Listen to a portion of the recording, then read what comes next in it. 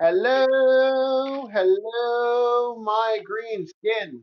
And today we're going to be having some fun. We're going to be talking about some stuff. Today we have with us Super Studio. Check him out at his thing. A link should be somewhere coming up, hopefully. The second thing is. I'm getting on it. Don't worry, Bob. boss. There's Bob.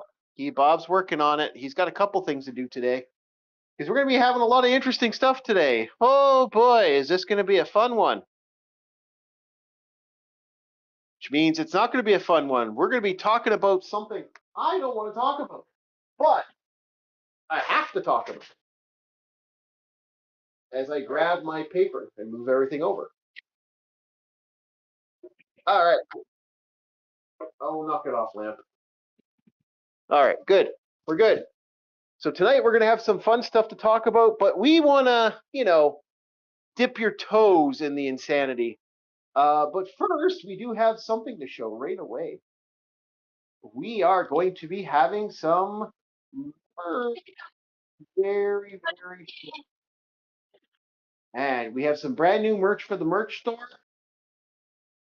I will see if this will work here. Here we go, boys. Brand new merch for the merch store. I want to believe in House Hippo. And a brand new Orc World Order shirts. Coming here, coming loud, coming proud. Support, have fun. I hope you enjoy. We're going to be making these shirts a lot more often. Hopefully we'll have a couple shirts for you guys, and it's going to be fun. All right, so let's get to the main event tonight. First things first. Our trailer. Hopefully, yes, they have. All right. First, a lot of stuff I'm kind of surprised by. Today, when I looked up trailers, not that much that wasn't a horror game. What the hell's with horror games being a big thing lately? All right, let's get going. Summertime. People are off. It's like, hey man, you see this horror game? Yeah, I look forward to it. So, it's like summertime's usually when I've noticed a lot of horror titles, and it is a big shooter title, Dropbox kind of thing, Oh, maybe. Well, here we go. Now, again, like I always say, support the guys at the group that does this, GameTrailers.com. Just don't watch their reviews, and you'll be fine. All right, let's go. 1, 2, 3, hit play.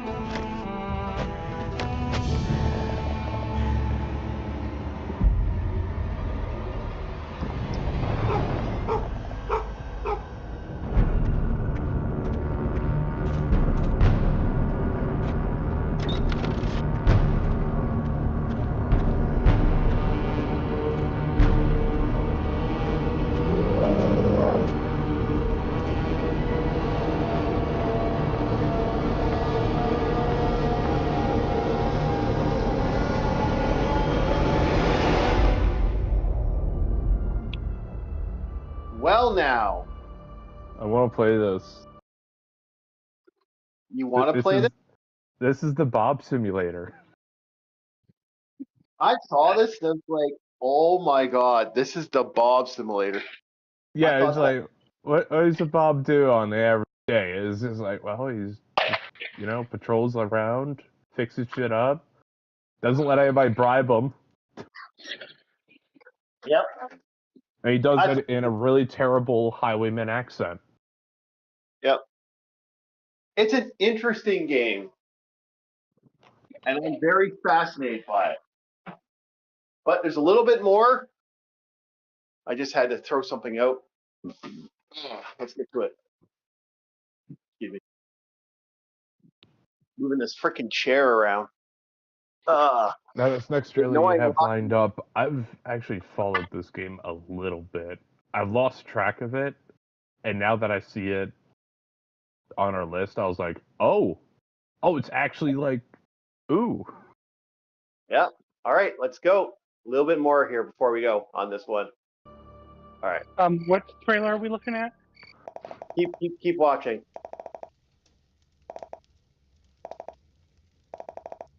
Oh, for the groundskeeper. For the gatekeeper. All right. You know what, you creepy fuck. All right. By the way, support Indie Game Hub. This game is out. The playtest is out. You can actually play this. It's called Carnival Hunt, or as I like to call it, the what's that called there? Dying Light or whatever, or you know. Oh, yeah, it is the new take on Dead by Daylight. What do you call that? Asymmetrical gameplay. Yeah, well, it's that. And that's granted, I was a killer main in Dead by Daylight, and I was in when survivors were obscenely powerful. It no longer became a game of hide and seek; it was cat and mouse. Yeah. But I was the role that if I do one thing wrong, I am so heavily punished. One thing wrong, and it's like, no, I'm supposed to be the power character. And then when I saw this game, I was like, oh, okay. Let's see what we're doing here.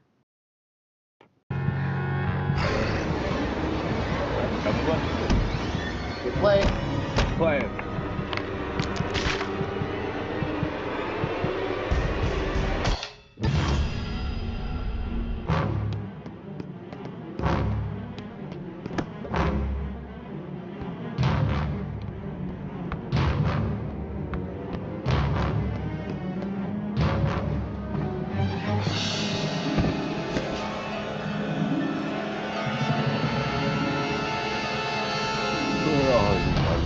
Bunny.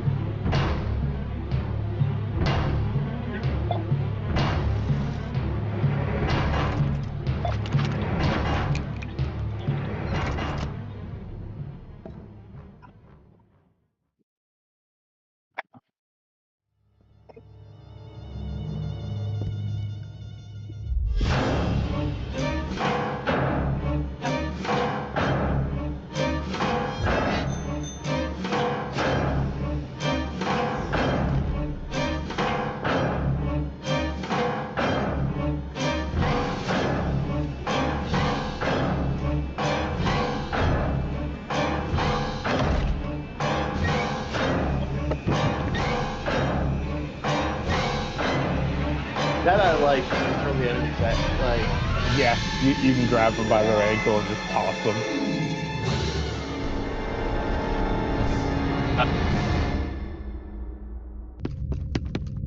If I'm not mistaken, that is how you do damage. Is like they get so many throws. yeah. Soon, a new act Oh, will arrive, another Fuse character. and the stage Yep. will change. Oh.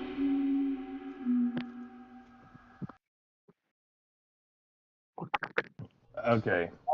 So to give people a little bit of context and why I did that voice, that was the voice of the Magician.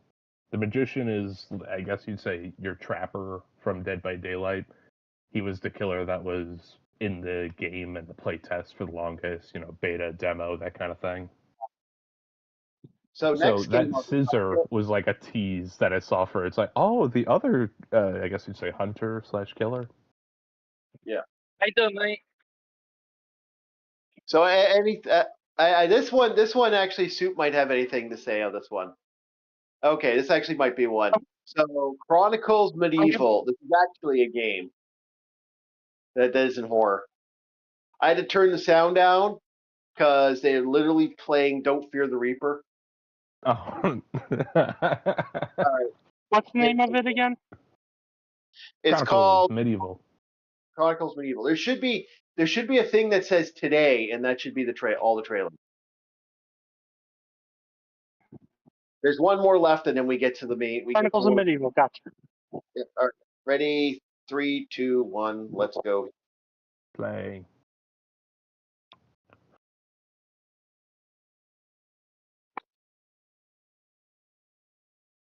There's no sound on the string because they use the Because song. DMCA music. Yeah, they use copyright music, so I cannot use it. I do not want to be claimed. Unfortunately, they took a song. Oh, Billman. They have Billman. Oh, is this like a mix of Bannerlord and what's the other one? Total War? I have no idea. This looks a lot like Bannerlord. I keep calling it Bannerlord, but it's something else. It's Yeah. You know what sucks? I wonder how many times, because this sings the same song, like it just repeats "Don't Fear the Reaper" over and over and over Yeah. again. And I'm thinking it doesn't fit with the techno. You could come up with even if it's AI generated, I wouldn't mind it. Like bard music. Yeah. Some epic bard music. So we got copyright music. You fuck. Oh, There we go. nice trip. Nice. Yeah. I love a good pole arm. God, I love a good pole arm, especially a pole arm trip, a sweep. Oh, hell yeah. So other than no one else could have heard the music here, which I guarantee you the music's not going to be that. That was just a trailer song. So, Soups, your thoughts on Chronicles Medieval? Looks interesting. Not exactly into the whole stabby in the face part, but other than that, looks interesting. Okay. Oh, dude, it's medieval combat. That shit is fucking. it was messy. I mean, yeah. Mountain Blade is the game I was thinking of. Mountain Blade. Yeah. Hey. I want to go back to bed today. It's one of those days. Hey, man, I woke up, so now you have to be awake. Yep. All right. Last one for the night, Hench, which I don't have to turn off the sign. No copyright. The Henchman. Ready? When you are. Yep. All right. Singing the copyright blues. Okay, anyway. Shut it. Play.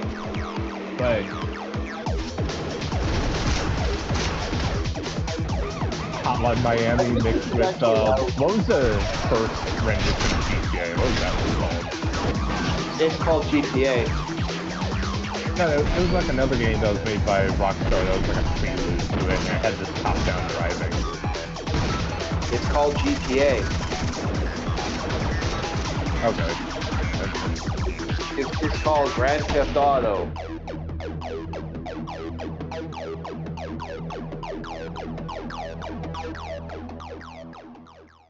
You sound so annoyed, chat. Why is he being stinky? I'm not annoyed. I'm just being honest. Like when I say GTA, it's GTA. All right, back to the cat. Yeah, Hotline Miami GTA. That looks fun. I imagine the driving would take a little time getting used to, because it's top down. But the gunplay, definitely a twin stick shooter. I don't see why they wouldn't make a twin stick. Yeah, I got no problem with this. It looks really good. It looks actually shockingly good. Oh yeah. Your thoughts on this, Cooper?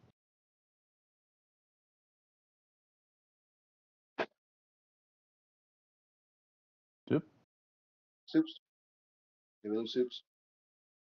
Hello? Oh, there he is. Your thoughts. Wasn't able to watch the trailer in my Oh. car at the moment. I'm just driving back home. I'll be able to get on my phone in a little bit. Okay. Oh, okay, that's fine. Yeah. One thing You I know wanted what? to mention in the gameplay is I noticed one of the henchmen clambered onto something, so I wonder if there's actually like a cover system. Yeah, it probably does have a cover system. Actually, it looks like very similar to what's his name there, Invictus in Invasius or something like that. It's a game where you play a guy looking for revenge because they murdered your brother or something like that, and now you're like going on a Although, this what? I was going to say, like, from the sounds of what you're talking about, it sounds like a GTA kind of game, and it reminds me, whatever happened to that anime video game that's basically GTA, Spider-Man, Batman, Arkham? I was thinking of the basically same everything thing. What is a happened video to game. it? It's out, I isn't agree it? with you. No, I haven't heard High Wind or anything from that game. I thought it was out. I don't think so. And we joked about it coming out before GTA 6. I don't know if they had a, what do you call that, like a shadow release? I thought it was out. I can't remember the name, but I know what he's talking about. I know what he's talking about too. Yeah, I'm almost 100% certain. Oh man, it was like you take Saints Row and GTA, but you make it anime. Yeah. I'm almost With 80%. Spider-Man web swinging in there. Yeah, I'm almost. And then you had like the Arkham Batman, like not wall climbing, but like you're in the vents or you're up on the top of a building spying on people.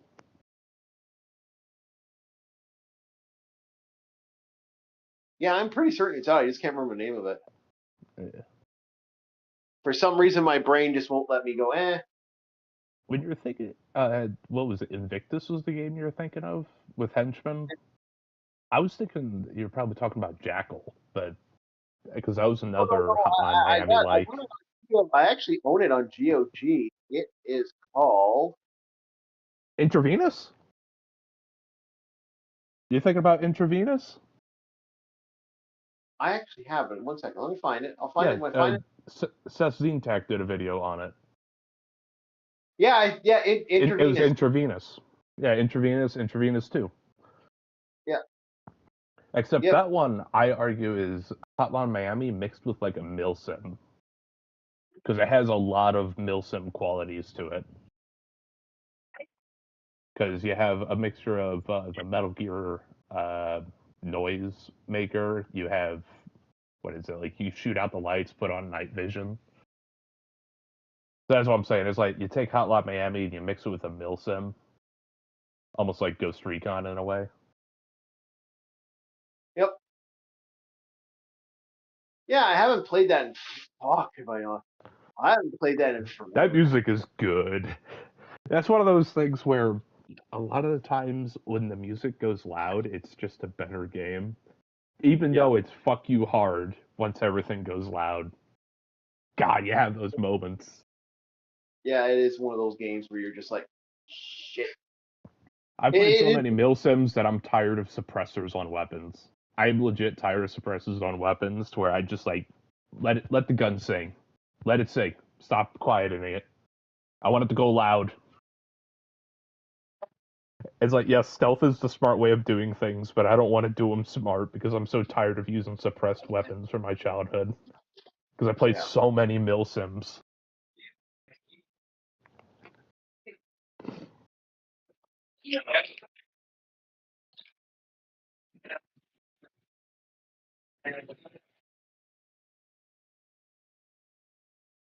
Yeah, I know. It's funny how that actually. So I remember back then I was like, wow, this is that was an interesting game. That was definitely a very interesting game that they had made. It was like kind of like surprise.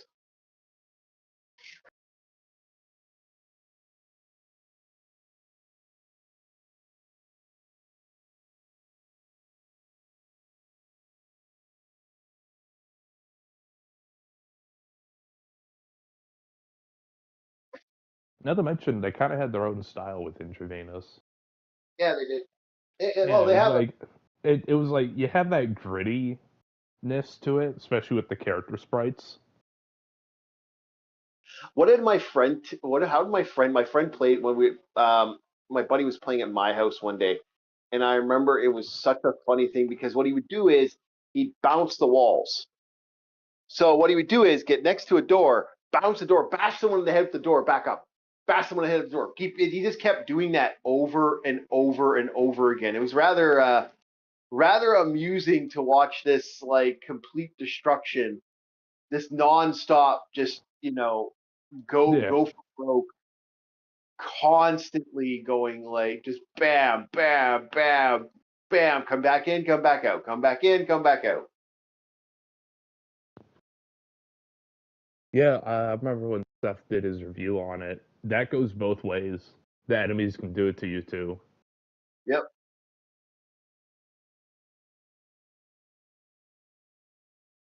They have and they will. All right, there.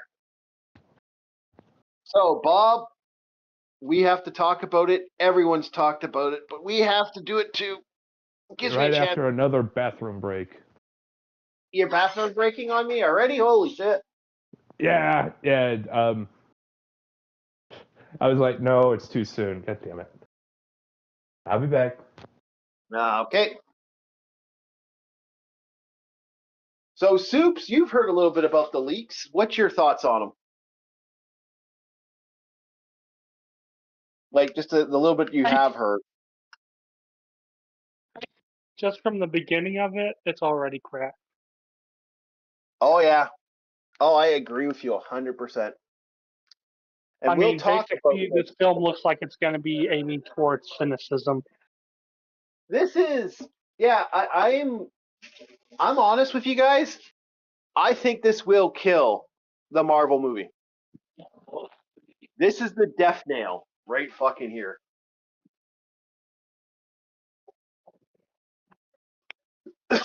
I wish I was joking. I'm not joking. This will be the death nail.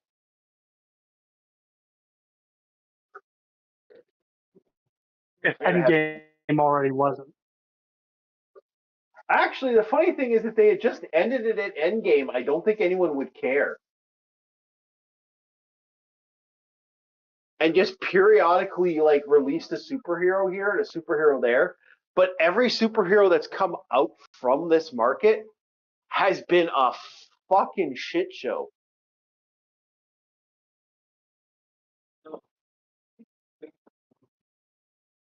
Oh, that woke me up. Whew, there we go. It has been from one bad guy, one bad guy, one bad guy, one bad guy, one bad guy. It's like, holy shit. It's been just problem after problem after problem. So I'm very interested to talk about this. But while we're waiting for Bob, I might as well do something here while we're waiting for Bob. Because I have a lot we can do. While we're waiting for Bob, I can go into this desktop. And we will play a game or two. You will. I'll just watch. Well, yeah, I will play the game. I apologize. We're going to play something.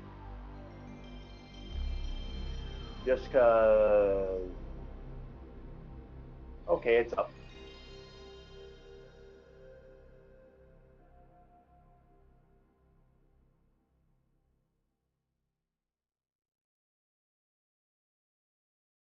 Bam.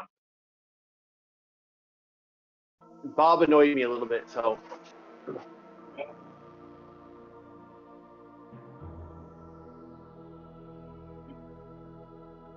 This is a Take-Two software. Grand Theft Auto.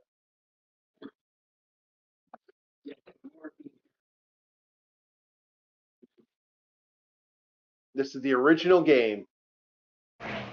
Oh, I annoyed you, did I? So go ahead, play your game. Play your fucking game. I'll wait for you. Sorry, You ready? I had to do some bodily processes. No. That's all I hear That's what right I thought. Yeah, that's what I thought, now. eh? All I'm doing is Grand Theft Auto.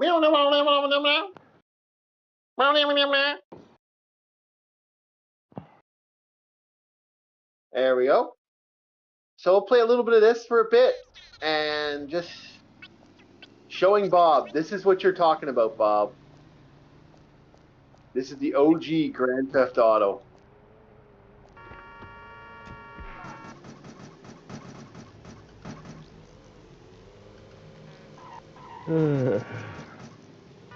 Yeah, so that's... Waiting. Oh, there we are.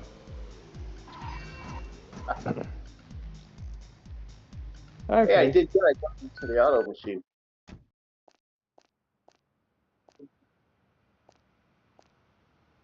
Yeah, that'll be it. Yep. Except this man can't drive. I'd hate to see him as a henchman. Oh, I don't drive. Yeah, but the game I was thinking about, you couldn't even exit the car when you're in the cars. They never had a game like that originally. That you're talking about something that was never ever released. Yeah. I remember seeing them, what was it?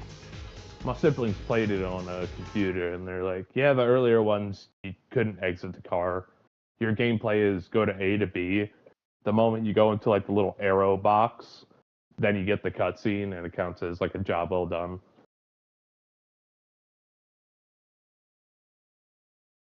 Yeah, and here's the second game.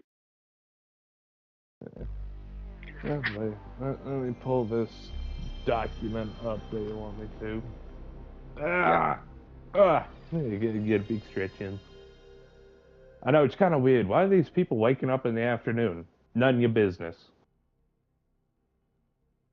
Yeah, tomorrow's gonna suck because I gotta legitimately get up early. I love this. this. I love this opening. This opening's my favorite opening to a game to Grand Theft Auto. I'd say it's not the mega load, no. Info? No, I DM'd it to you. Oh, that's right. You did do that. This is why I have you here, Chief. You remember things I don't. Unfortunately. Good on ya. I pat your head right now. Your bald, wee head. I love this opening.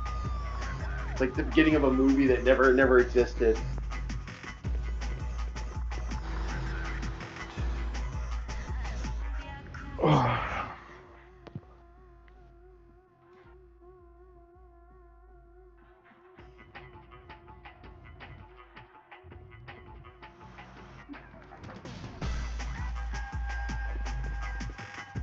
Okay.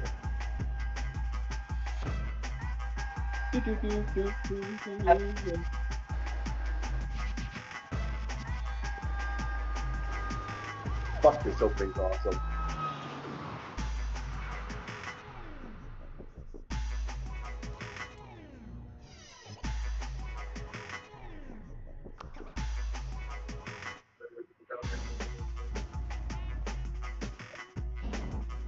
Didn't they also have a British GTA?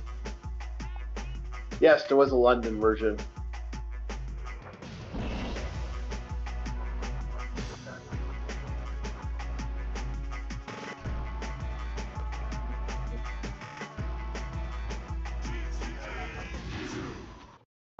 It's like you fuck everybody over. Like I love that. Okay, let's go with No Name. No Name. We're ready. No Name. Okay, you got everything ready, Bob? I believe so. Okay, well, take it away. Oh, you We're want gonna me be to take talking it away? Yes, you're gonna have to read it. Oh man, he wants me to take it away, chat. Well, in that case, how can I say no? Yep. Avengers Doomsday plot leaks hits the internet as insider claim it's the real deal. This was posted on July 3rd, 2026 by a Marvin Montanaro.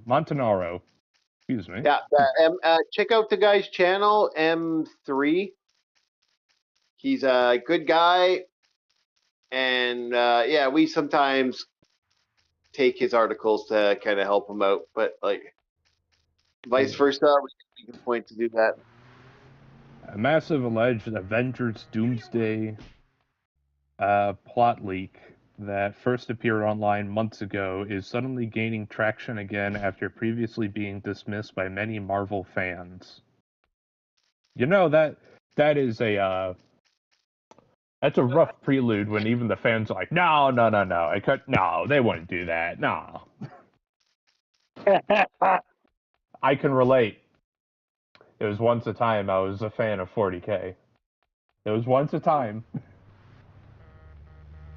I didn't think they were going to do the stupidity of the Primaris Marines, but they did. All right, let's get on with this. Getting so many ads, my goodness.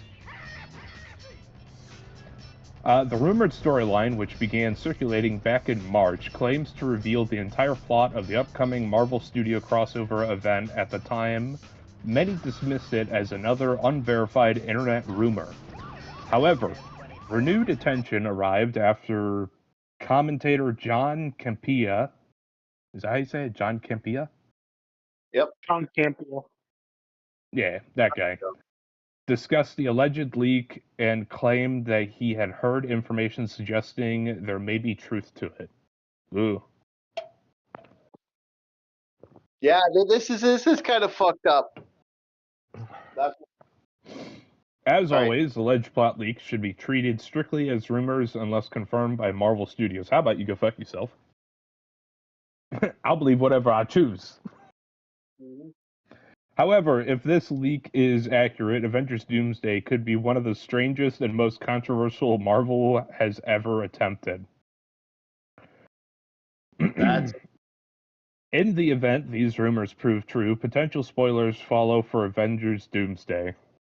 All right, you have been warned, ladies and gentlemen. If you don't want spoilers, what do they do, Chief?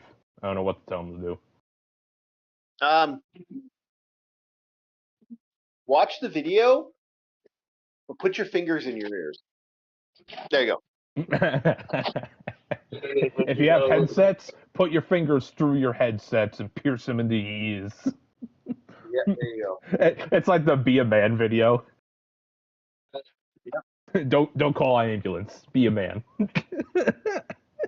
Be a man. Avengers Doomsday plot leaks reportedly begins with Tobey Maguire Spider-Man, Deadpool, and Wolverine. I mean, I'm familiar with Spider-Man and Wolverine, but Deadpool's being thrown there too? Other best friends. Okay. According to alleged Avengers Doomsday plot leaks, the movie opens on Tobey Maguire's Spider-Man universe where Peter Parker finds himself fighting Deadpool and Hugh Jackman's Wolverine. The leak claims that Deadpool and Wolverine have been sent there with a devastating weapon created by Beast. Their mission is horrifying: destroy Tobey's Earth in order to prevent an incursion from destroying their own universe. So I can see Deadpool doing that, not Wolverine. And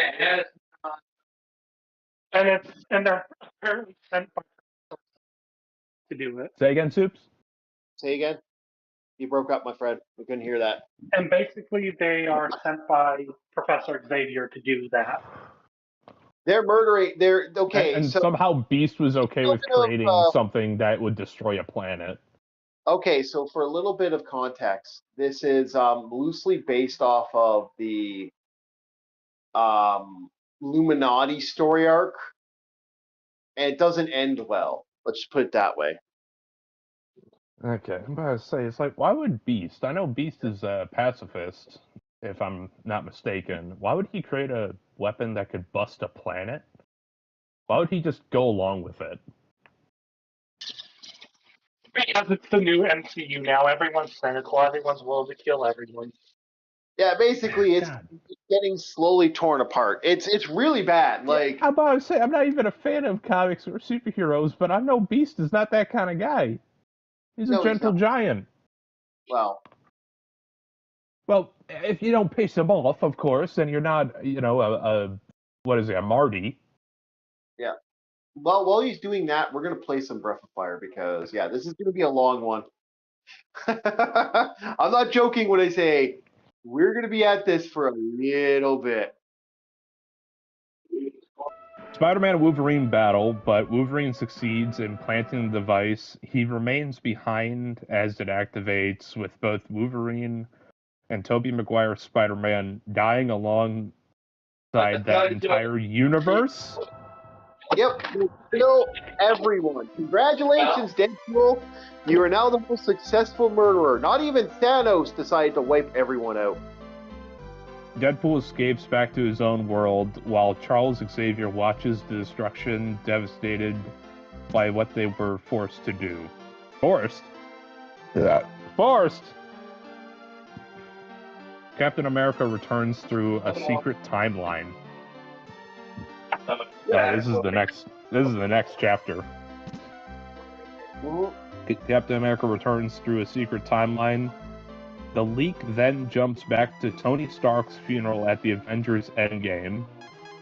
Steve Rogers returns the Infinity Stones as previously shown, but instead of simply living quietly with Peggy Carter, he creates a branch timeline where the two have a son named Jim. Yeah. Eventually, Loki arrives before the events of Loki's Season 2 finale. He warns Steve that the TVA will eventually eliminate that timeline because Steve was never supposed to remain there or have a child. What is the TVA? The question a lot of people are going to be asking when this fucking thing starts. The TVA, where the fuck is that? Speaking about questioning, the TVA is basically like a time distortion type thing. Like if something shenanigans happen through the pseudo reality, they're supposed to stop it.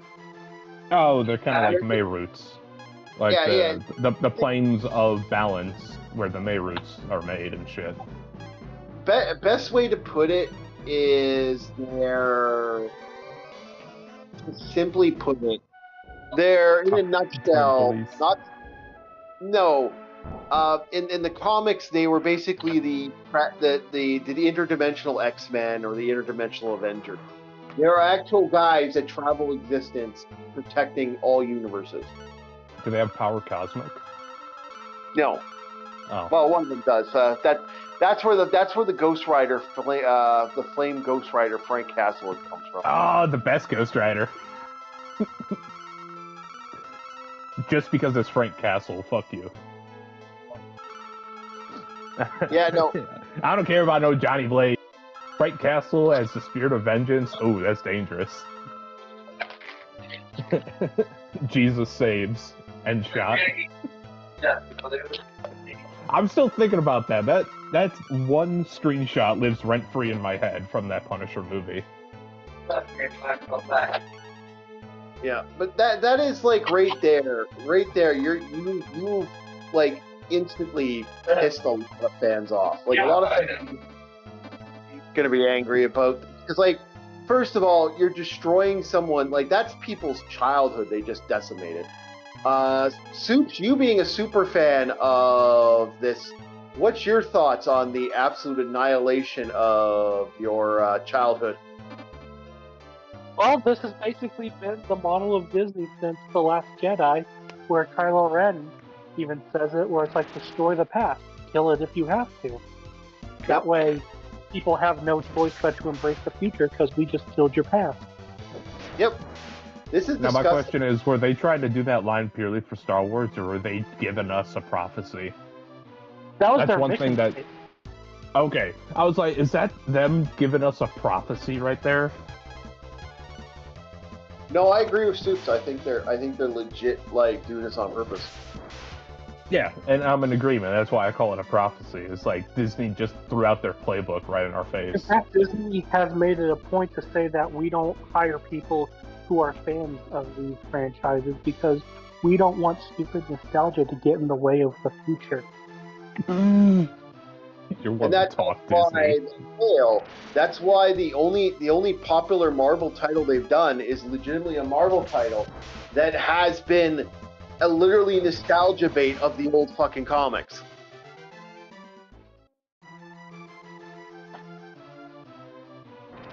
That's why they fail. Anyway, continue. We're not done yet. Oh, yeah.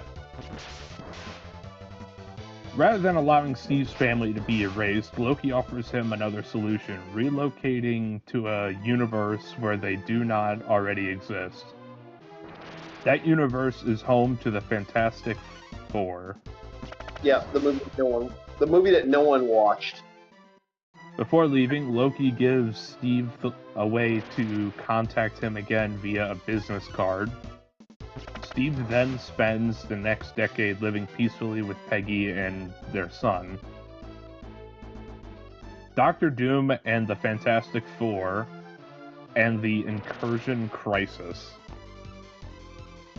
Basically, their world's starting to get fucked up because of basically Steve Rogers took his family and fled, even though technically that nerfs the timeline again. And now they're, unfortunately, because he did that, you know, the entire universe is starting to fall apart. Oh, man. This is something, ain't it? Oh, yeah, it is. This is absolutely lame. The alleged Avengers Doomsday plot leak then shifts to Doctor Doom. Doom visits Sue Storm and Franklin Richards, as seen in the post-credit scene of the Fantastic Four First Steps, with the story implying they already have a history together. Doom warns Reed Richards that the incursions are coming, and that their universe will soon be destroyed. Doom proposes a plan to stop the collapse of the multiverse, but first asks Reed whether someone from another universe could be hiding on their Earth. Yeah, exactly. This really is a question of like, where the fuck is this plot going? Oh, shut up! Yeah, it's going in the toilet, going down the toilet where my pee's about to go. I'll be right back. Oh, we got a pee break. Should I continue or shall we embrace? Okay, he can hear everything. Good. Oh man. After scanning the planet, they discover Steve Rogers and his family. The Fantastic Four and Doom approach Steve, explain the threat, and convince him to travel back to Earth 616 to help persuade the Avengers to work with Doom to create large cannons on different Earths to separate the universes. Cannons? Steve succeeds, however, when the group reaches X-Men universe, things reportedly fall apart. The mutants have already survived several incursions and believe the Avengers and the Fantastic Four have come to destroy them. A battle breaks out before Reed and Doom explains their plan. Build massive cannon devices across different Earths that can separate the universes permanently and stop the incursions. How is a cannon gonna separate? Are you gonna be splitting the atom with said cannons? Like, how do these work? Oh no, the cannon is gonna push the other Earth away from them. It's basically the equivalent of we should take Bikini Bottom and put it somewhere else. And it's like, I don't think you can put a cannon and move a stellar body, and everything on that stellar body is gonna be, all kosher.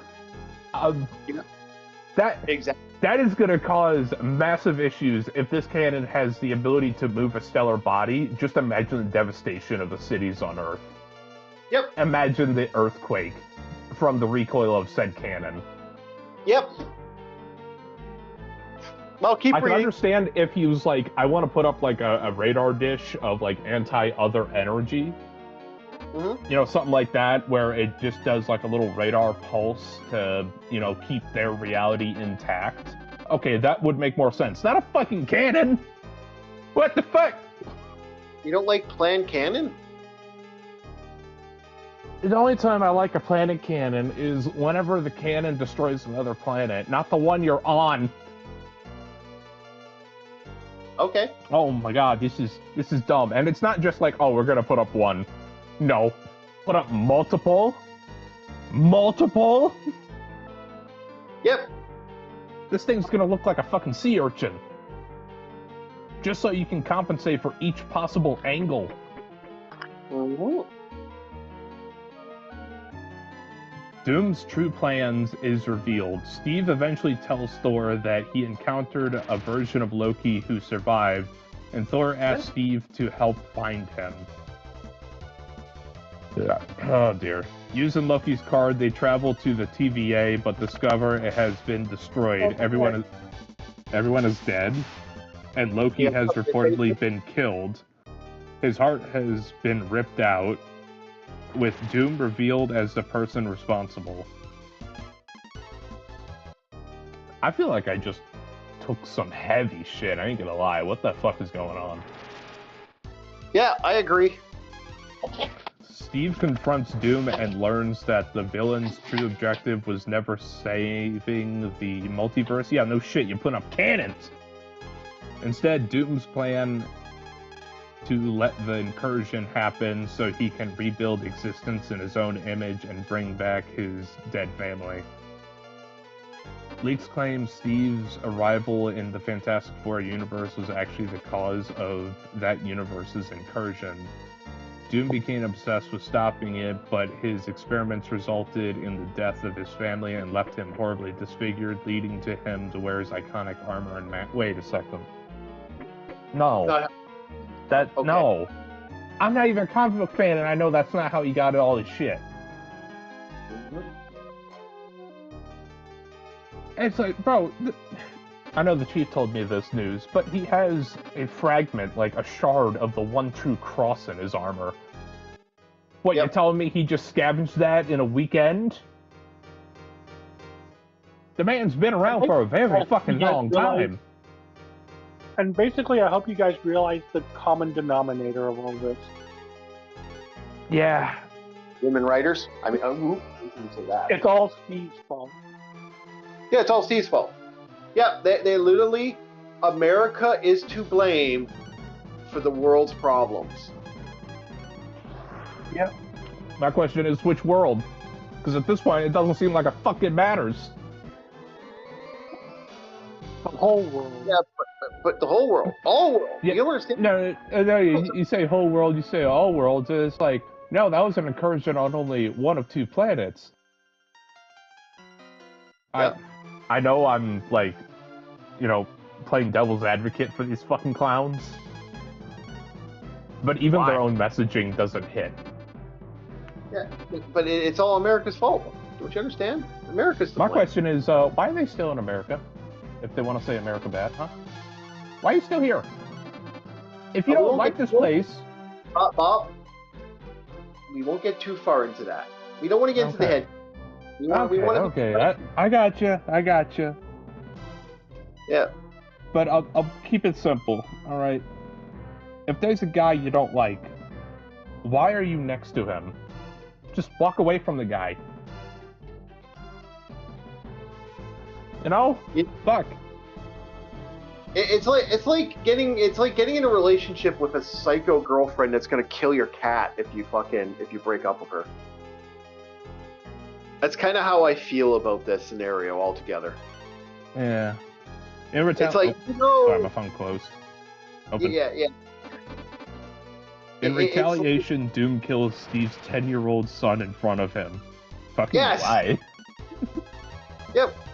Because I America... would say, if the worlds are gonna collapse, that's just wasted energy, Doom. I understand you're a villain, supposedly. No, Bob, don't you get it? Don't you get it? That's to make America suffer. The reason from the plus, like, you killed my family, so now I'm going to kill yours.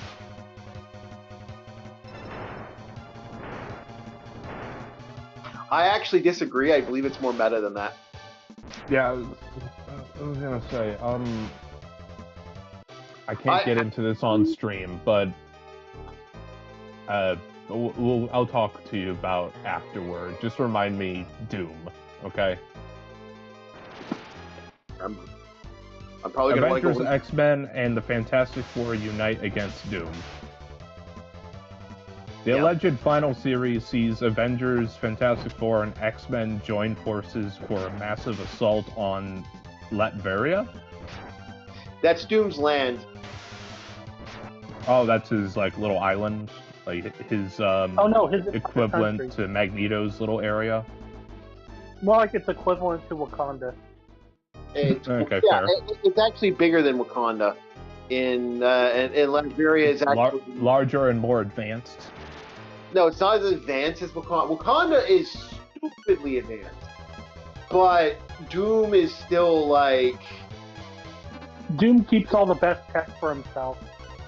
Yeah, he just kept the best tech for himself, and like I said, majority of his military is just basically robots. Yeah. Which are all pure versions of himself. Yeah. Okay, fair. Doom prepares for a war alongside his followers, including the mysterious masked witches. Oh dear. This guy has like a little quirky sentence here. Yes, folks, Disney is doing witches again. Which means the Scarlet Witch. Thor reportedly prays to Odin, resulting in an army of Valhalla arriving to help fight against Doom. However, the heroes ultimately fail, the universes collide, reality collapses, and everyone dies. Everyone except Doom. The end. The final reveal is that Doom stole Loki's powers, allowing him to reshape existence itself. Using this ability, Doom creates Battle World, resurrects everyone, and erases their memories. The surviving heroes and civilians believe Battleworld is the only reality that has ever existed. The movie reportedly ends with familiar characters living completely new lives inside Doom's false reality, while Doctor Doom rules as Emperor of Battleworld. That's such a lame name, too, Battleworld. Yeah, it's lame. I agree. Could this really be Avengers Doomsday ? At this point, the alleged Avengers Doomsday plot leak remains exactly that. An unconfirmed rumor. Sure. This sounds exactly what their writing team would do, though. Marvel Studios has not verified any of these details. Yeah, why would they play their hand? And major blockbuster productions are known for using secrecy, misdirection, and multiple versions of scripts to prevent story details from escaping. That's a lie. However, leaks suddenly resurgence months after the original dismissed has created a new wave of discussion among Marvel fans, especially now that some industry voices are suggesting there could be more to the rumor than originally believed. If accurate, this would represent one of the biggest swings Marvel Studios has ever taken, delivering a massive multiverse event filled with returning characters, shocking losses, and a cliffhanger ending designed to reshape the future of the MCU. Yep, destroy what we've built so that you have nothing else to give. I mean, dude, at this point, I'm not gonna lie, this is a no fucks given scenario for a lot of people. Like, who's gonna one? I wouldn't watch this at that point. I'm like, fuck it, I don't care. Like after hearing this, unless this isn't the actual thing, I don't give a fuck. I don't give a rat's ass. Like, this literally makes me go, nope. This sounds like the plot contrivances that would be written in modern Marvel. If this is a lie and or satire, well done. Fucking well done. Yeah. You know the enemy, you know, so to speak. Using Sun Tzu here. Yeah, you got the internet to believe it. And like I said, this is all hype, hearsay, but, you know, makes you wonder if this is even like... That does make you ask the question at that point, right? Like, why would you do that?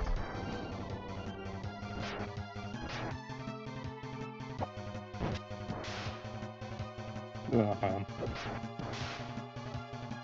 There we go. It's I like crazy. this last little bit. Whether it turns out the real story of Avengers Doomsday or simply another internet rumor, it has certainly accomplished one thing. Fans are talking. But talking doesn't necessarily mean they like it. Yeah, no shit.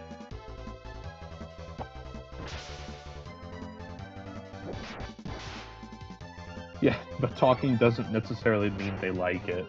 What do you have to say to that, Chief, huh? Yeah, I agree. Yeah, Alright, that was the end of the article. I honestly, if this turns out to be true, first week it's gonna get stuff. After the first week, it's dead. It's gonna be dead. Soups, your thoughts? You think I'm right here? Do you think we're talking about a dead fucking franchise at that point? I mean, I don't know, because on one hand, it's like no self-respecting Marvel fan would support this. But on the other hand, we have a lot of FOMO people, fear of missing out, and they're gonna give this thing their money because they just can't miss out on it. I know what he means. Yep. Well, like, even though they're gonna hate it, they're gonna give it all its money because it's like, well, I gotta hate watch this. Like, I have to stay in the know. It's like, just don't watch the movie. It's like, you know it's gonna suck. Why are you putting yourself through it? And my question is, there is no fear of missing out because it eventually comes out on, like, CD. You don't have to waste your money on the theaters. Let this thing tank. And then, if you really want to figure out if it was all worth it, then get it from, like, a rental place, you know? Any rent place that you have there, or a Red Box. Watch it there. Alright, don't give these clowns your money at the theaters, because that's where they make their money, is the theaters.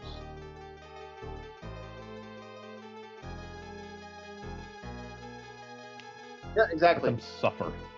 Alright, let them suffer the same way that you have suffered about what they have done to your franchises. This is our revenge. Alright? Yeah, Don't throw your money at them. I have absolutely zero interest in this. As far as I'm concerned, I'm not even going to bother. Like, I'm more interested in another anime series. I'm more interested in, like, that werewolf movie looks really good. I think I'll go see that instead. Yeah, if I'm going to go see something, I'll go watch that. I have no interest in watching another Marvel movie. And this might be the one thing I've been hoping for a long time. I've been wanting them to kill not Star Wars. I've been wanting to kill this type of franchise for such a fucking long time. Like, this is... They've been chain yanking these people for all of their worth. They are. Yeah, because, like, to me, I would rather... I've said it once, I'll say it again. I'd rather them get to the far superior superhero cartoons that have actually been good. They've been decent. They haven't been... Oh, not all of them are great, but they're decent enough that they're actually worth watching. Yeah, recently I've been I've been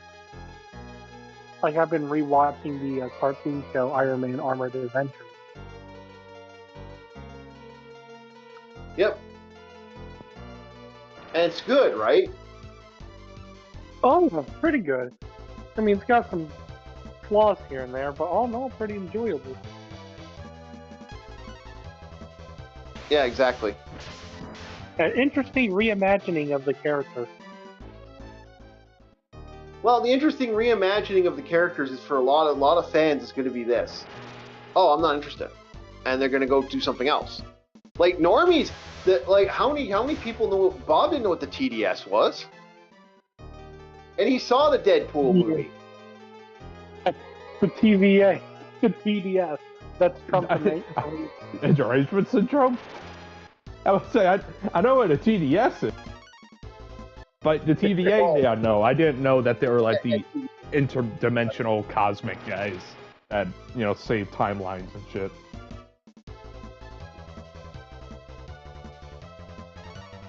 So yeah, no, I'm annoyed. I think it's gonna be a waste of energy. I know just enough to say that's not right. There's something wrong with that. There is. And another reason why I speak up is because I know what it's like to have something I enjoy torn to fucking shreds. Yep, I want to save you fuckers from it. I don't want it to happen to you. It's too late, Bob. It's already. I know, but it changes somebody for the worst in some cases. It does things to you. Yep. It's like watching this one pet that you had. You raised it ever since it was a kitten.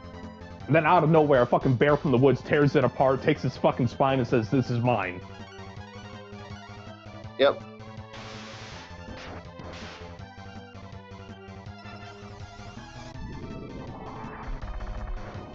Meanwhile, the entire village is laughing at you, saying, "Yeah, of course it's his." But no. No, like they did this in Star Wars. It turns people into John Wick, I swear. Yep. Yeah, no one's gonna care. Like I feel bad for the people who actually still give a shit. I do not want to be those guys, because those guys are gonna have it the worst over anybody else, man. Could you imagine like giving a shit about something like this? Yeah, like that one GIF that everyone shows from My Hero Academia, where what is it, like Kid Deku's like rocking back and forth in the chair about the new report on All Might. It's those guys that are, I guess you'd say, blind to what's actually happening. I got blinders on. I don't think they're I don't think they're blind. The scary thing is, Bob, I don't think they're blind. I think they will understand eventually. It's just a matter of when they're going to understand. Or Yeah, no, they're blind right now. They're in denial. They basically got Phantom Menace syndrome. Yeah, because being in denial is very similar to being blind. In some cases, you can argue they're different, but I consider them one and the same. Ignoring a truth and not wanting to look at the truth is same as being blind to the truth. Yeah, exactly. And that's my problem. This is gonna go tits up so bad. Holy fuck, is this gonna go tits up?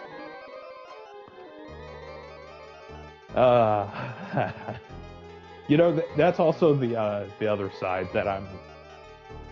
You know, you try to repress that other side where it's like, you know, I actually want to see the fallout of this. You know, there are times where you just want to sit on the sidelines, maybe the roof of a building, and watch the riot happen. Speaking metaphorically, I don't want anybody to riot, okay? But, you know, you just want to see the fallout of what's going to happen when people just get pissed enough of people fucking with them. See, that's my problem with this. I don't know if that's actually going to do that type of damage. I hope it does, but like, you know, this is like I hate to say it, it's like the maze I'm playing now. It's a whole lot of what the fuck, and I'm not 100% sure if I'm going to be able to get through it. Yeah. Or you can still throw your money at it and watch the beast grow. Your yeah, choice. I don't. Your choice. I advise against it. I advise against it as well, but it's still a choice. You know, it's a bit of a monkey's paw, a bit of a djinn's wish. Which direction you going? And when I say which direction you're going, it's not the individual that matters, it's the masses that matters, because the masses speak with their money. Yep. And are they going to speak with their money? That's the question. I think yes, unfortunately. I think they are. They're going to do exactly what you said or actually what Soup said, where you have FOMO. They're like, oh, the new Marvel movie, and they get excited. Maybe you got like some normie family, you know, Pete and his kids. So Pete takes his whole family to see the movie. And how many other Petes are out there? How many Disney fans, or what do you call them, Disney adults are going to take their families to watch this movie? And then go to the resorts and shit. Yeah, Disney adults are thing. Like I said, I honestly think, you know, I've been wanting to do another review of old Disney movies, like, you know, something Wicked This Way Comes, and the original, what's the name of it now? Chief, is it bad that I actually was rooting for the villain in Fern Gully? Oh yeah, he's amazing. Dude, it's like Hexus is awesome. And it's like, you want me to side with the fairies? No, dude, the monster's cool. And I love industry. I'm one of those guys where I just love industry. I love machines at work. I can watch machines work all day. My friend who watched Avatar, basically said, "Oh yeah, I side with the army guys." Oh yeah, RDA. Because when you actually look in the context of the story, it's like, yeah, these are like the last little guys that you have to try and get humanity out of the slump that they're in. I'm not going to get too into the James Cameron Avatar, but yeah. I remember my old man, when we exited the theaters, he's like, oh yeah, the Avatars are the good guys. So I was like, what? Excuse me? What? And I was a kid. I was 9 years old at the time. Well, I agree. That's the problem. This is just gonna be stupid. Like I'm just like, I'm right there in this situation. Oh my god, they're really gonna go this way. Hey man, I know this won't work in Star Trek, but I'm a fucking human absolutist, especially if Disney makes it. Yeah, exactly. I don't know. Like I said, my feeling is it's going to be hated, it's going to be panned, and no one's going to like it. And I went the wrong way. Fuck. Oh well. And I don't blame any other alien species for being an absolutist for their own species. At all. Push comes to shove. If your planet is on the line, I expect you to fight for your planet. Yep, exactly. So here's my problem with Avengers Endgame, not Avengers Doomsday. Yeah, well, like, that's the thing. Like, we had that already. Why do we need another, why do we need another Avengers Endgame bullshit when we had a scenario that's already been done, excuse me. People loved it. Yeah. I think it was overhyped, but people loved it. People liked it. It was done. Everyone said, hey, this is what we wanted. This is where we're at. Why do we need this drama? Like, this is good. This is good. You don't need to do any more. Just put it down. I said put the camera down. Why are the actors rolling in? I said put the camera down, damn it. Now! Yep. And that's the problem. I have no idea what's going on. I have no idea why the shit's kind of gone the way it went. And it's gonna piss the fans off. The fans are gonna get mad, and that's gonna be the end of the battle. And then it's gonna be, like I said, the next Marvel thing is going to tank hard, like really hard. I actually, a friend of mine, there's a theory a buddy of mine said. Yeah. That the theory is this. A buddy of mine believes the idea is they're planning on tanking this. Like, what is it? Trim the fat, so to speak, in business talk? Yep. I think the theory is, his theory is this: they're going to tank it on purpose. The reason they're going to tank it on purpose is because right after this, they're going to make another brand new Disney movie. They're going to go with another Marvel movie. They're going to take something that and they're going to go, oh, we're going to make it the way you want it. And then because fans are very fickle and fans have made their decision, once people have made their decision, guess what? Dead. And they're like, see, our stuff didn't fail. The people don't like it. That's my theory.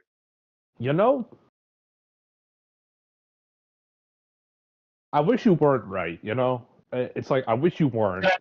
But it makes sense. Oh, it's like shot in the foot.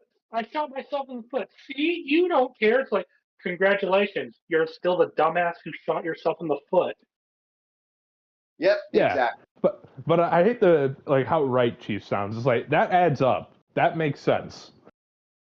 That makes a very scary amount of sense the more I think about it. It really does. Because you take away, and then you have the normie masses, and since there are more normies than there are geeks, it's kind of like that old saying, is like, the foolish will out-reproduce the intelligent. Yep, exactly. And then from there, it's Yeah, it's just a numbers game, and whoever is more of, be it vocal or non-vocal, they'll go with the majority. Ergo, as Emperor Palpatine said, I love democracy. Yes, he did. Now, speaking about democracy, let's get to the plan 2, if this actually works. Why did that not boot up? What the hell? Okay, we'll try again. There we go. All right, tonight we have a verse battle. 2 classics. Well, 1 classic and 1 brand new. Splat-A-Lot versus Nightmare. All right, Bob. Give me your impression of Nightmare, and what's your first thoughts? I saw what they were going for, but I was hoping that the trial would be different depending on the wish of the individual. Yeah. Like the first guy wanted to be, get knighthood. So it's like the Helm of Justice. Okay, that makes sense. Justice blind, that's his trial. He has to do it that way. But the fact that everybody, no matter what they wanted to be, had to put the helmet on, I was like, well, that's kind of stinky. But I understand as part of like the kids' game show kind of TV show, they had to do it. Well, there's a reason why they did that from the actual thing is that stopped the kids from seeing all the green screening, because apparently this game was completely green screen. Oh, I could tell it was completely green screen, dude. That is like early green screen tech right there. I almost felt like I was in the you know those videos about like vaporwave music and you see the backgrounds. This looked like a vaporcore background, but they made it kind of medieval-esque. They really did, and it's the sad thing is this is shockingly good in some ways. In some ways, it's good. Like it's above average in some ways. It's really it's not. It had the aspects of well, honestly, I felt when I was watching this, I was like, the 3 guides is basically the chief, and then we have Bob in the dungeon not being able to see a goddamn thing because Chief's explaining skills. Yep. I was like, it kind of is like, a tabletop role-playing game, except you're trying to guide an actual person through a green screen set. Yep, exactly. And it is kind of fun to watch them try to figure it out, and it is kind of fun to listen to how they're going to set it up. And that's what makes this super fascinating as a person who likes this type of stuff. It's unique, it's different, and you'll never see anything like it again. And also the riddles is like, it's something that a kid would know either in school or whatnot. Where it's like, what am I? And it's like, oh, you're stone. Correct. Yep. But when it came to the gate guard, and it was like a Prince of Arabia and all that, I was like, he was once known as Salah ad-Din. What do we call him in the modern era? I was like, Saladin. Stop thinking about it. It's Saladin. Like I was doing that at the screen. Like, it's Saladin. God damn it. No. The thing about it is, and the reason I like this show, and the reason I went, oh, I have to show this. It's one of those shows that I remember watching back in the day and going, like, the funny thing is, I watched that show in French. Because for some reason, Quebecois? Yeah. For some reason, that show was not shown here in Canada in English. It was in French. So I watched it in French back in the day. So my brain registered this French show that had this hysterical thing that I was just kind of like enjoying the amusingness of the Frenchness of the show. And the later seasons, it gets interesting because later on they get the guy who runs it after is a necromancer. So like they go kind of evil with it in later seasons, which makes it very fascinating as a show. Next is Splat-A-Lot. Wait, before you go, I like that intro card that they had, the animated intro card. Oh, that opening is fucking epic. That is one of the that was cool. That was cool, and I was like, oh, dude, what? Yeah, the quality. And like, what was this, like 60s, 70s, judging by the outfits? Yeah. No, this was 80, 87 when this came out. Okay, because I saw the one kid's glasses and I was like, normally that would be like a style back in the 70s. But then again, this is probably a British TV show, and knowing how the British are always behind the times. Yeah. Yeah, that was clearly that. Okay, so take it away with Splat-A-Lot. What's your first thoughts on Splat-A-Lot? Wipeout, but better. Yeah. Well, explain. Okay. So, ladies and gentlemen, if you ever watched the show Wipeout, and for those who haven't, I'll explain it roughly.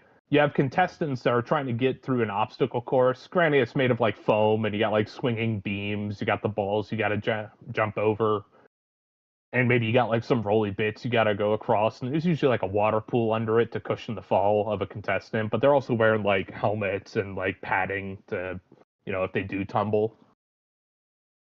I don't know where the show is produced, but I like this one better than Wipeout because it has the medieval fantasy aesthetic going on. Hence the name Splat-A-Lot as opposed to Camelot. Canada, Bob.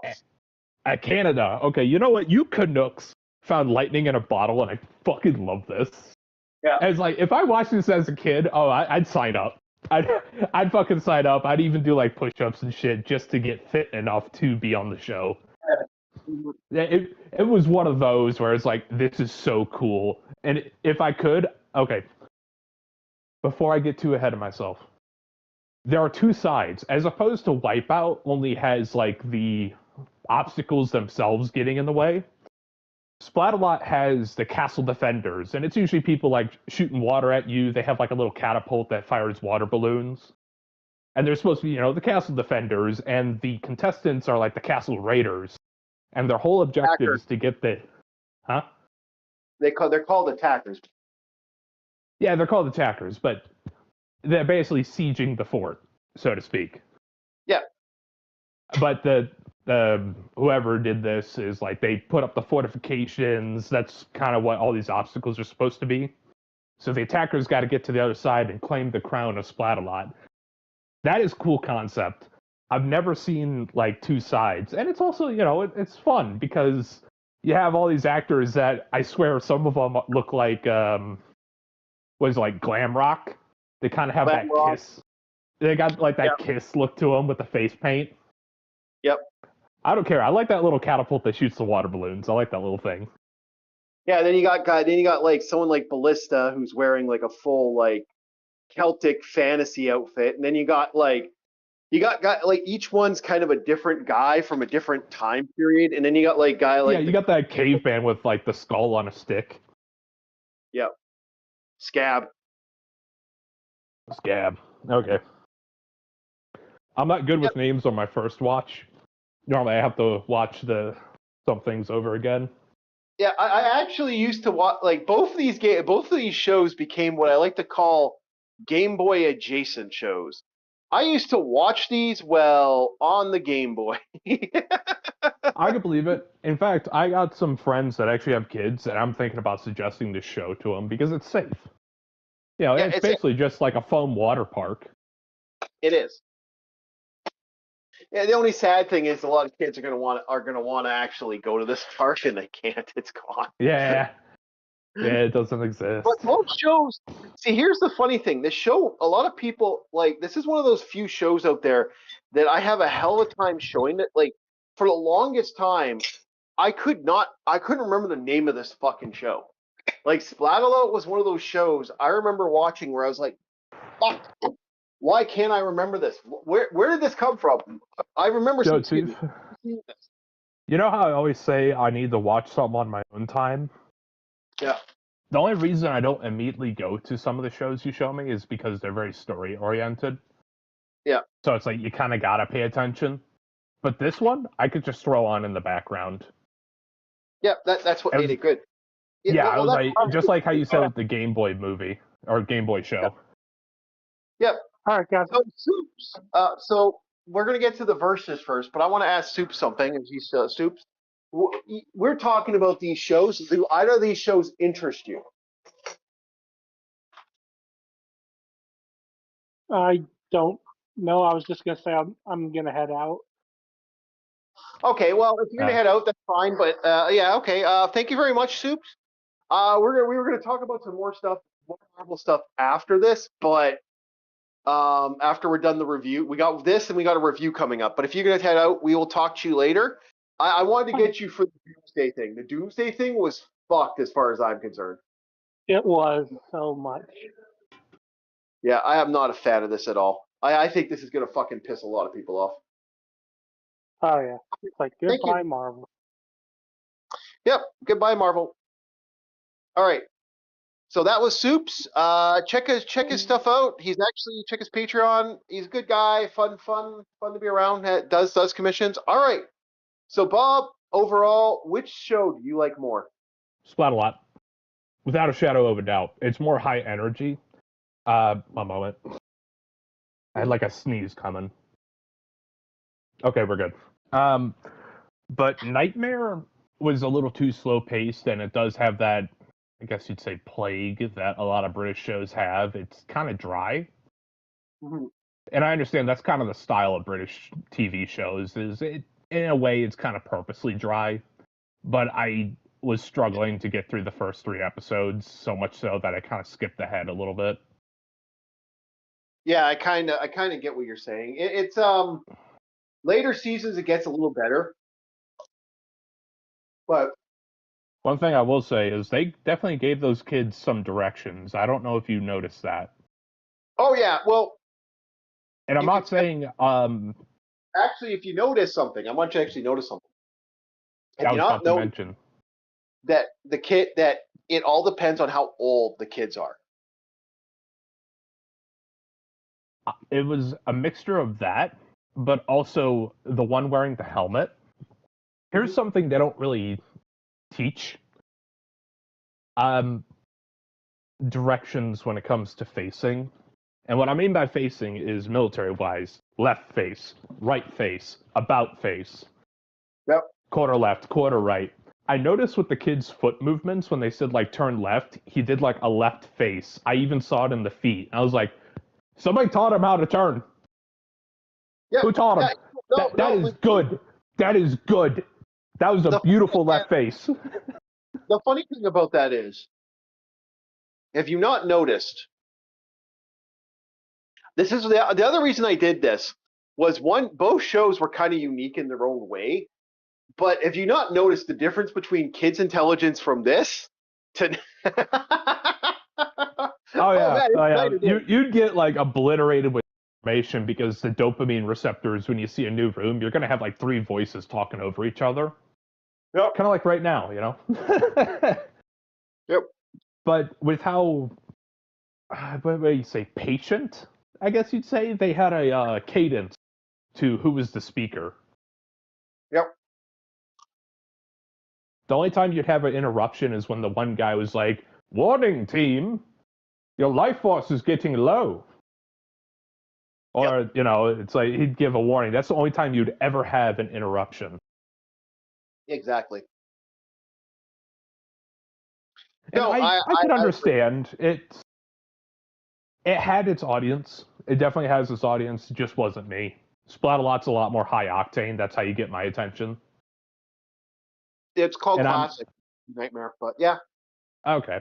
And as a kid, I watched a lot of Wipeout. I loved watching Wipeout. In fact, my old man allowed me to stay up an extra hour just to watch Wipeout because it was on. Oh, dude, that's awesome. You know what's funny about this? It reminds me of the OG game show, the before Wipeout, before all this shit, game called Takeshi's Castle. I heard about that. I've never watched an episode, but I've heard about Takeshi's Castle. It is fucking awesome, especially when it got its Spike TV MXC version. Man. Find it for me. I will watch it. I will review it. Yeah, I will. I'll look it up. It's fucking stupid. Also, any word on comic prices? Tuesday. Gotcha, boss. Yeah. I'm taking Starfleet out for supper. Okay. Taking your boy out for supper? Hell yeah. Yeah, of course. Speaking of which, I'm wondering when my buddy's gonna come around. He's always like what is it? What's the saying in the good book? Like a thief in the night. I'll never know when my buddy's showing up unless my phone blows up or if his phone's dead. Out of nowhere, I'll just have the cicada doorbell go off. Yep. Yeah, I gotcha. Okay, so I'm gonna say Nightmare, but Splat-A-Lot. Again, both of these shows I like watching. They're fun. Yeah. Now, So, the yeah, production quality of that intro card, if you put that on Splat-A-Lot, oh, dude, that'd be so good. Like Nightmare's intro sequence. The energy is way too different. Splat-A-Lot actually having those. The only thing I find that's really annoying about Splat-A-Lot, I even like the Defenders. I just hate the fucking two co-hosts. The host I don't like. Yeah, that's a Wipeout thing. They had those two co-hosts. I like the Wipeout. I like the Wipeout cast. They were fucking the co-hosts for Wipeout were awesome. Splat-A-Lot I did not like. I'll be honest with you, I kind of ignored them. I ignored both those guys. The little co-host dudes, not a fan of, even in Wipeout when I was a kid. I just wanted to watch the people go across the course. That was my thing. This guy right here, Capoeira, he is a fucking riot. Some of the shit he pops out of his head is fucking great. Speaking about great, we have something to talk about. The most whitest Arabian Nights show of all time. The Sinbad. Okay, Sinbad, ready? Let's go. Oh, Sinbad. Yep. Sinbad and his Canadian friend or brother. I want you to get down on what you got to say about it, and then we'll get to the. I'll base off the points here. Okay. Give me a second. There are some screenshots that I have taken of Sinbad. He looks like Jerma to me, the streamer. And I think it's purely because of the jaw and the face he's making at the time. His big brother, I like it just for the fact that he's a big muscle man, but he got like the beer gut. I always like the keg, as I call it, the barrel gut. But there are times where his Canadian colloquialisms come out, but they're supposed to be in like the Middle East. And like the one time he said "a" and then like made a reference to ice skating, and it's like, huh? What? Yep. Sinbad does that. He makes a reference to ice skating, and Buddy says "a" in one. Oh, the funny thing about this show. Okay, everyone here is Canadian. I think everyone. I don't think there's a single person that isn't Canadian in the show. I think this was shot in New Zealand or Vancouver. I can't remember where it was shot.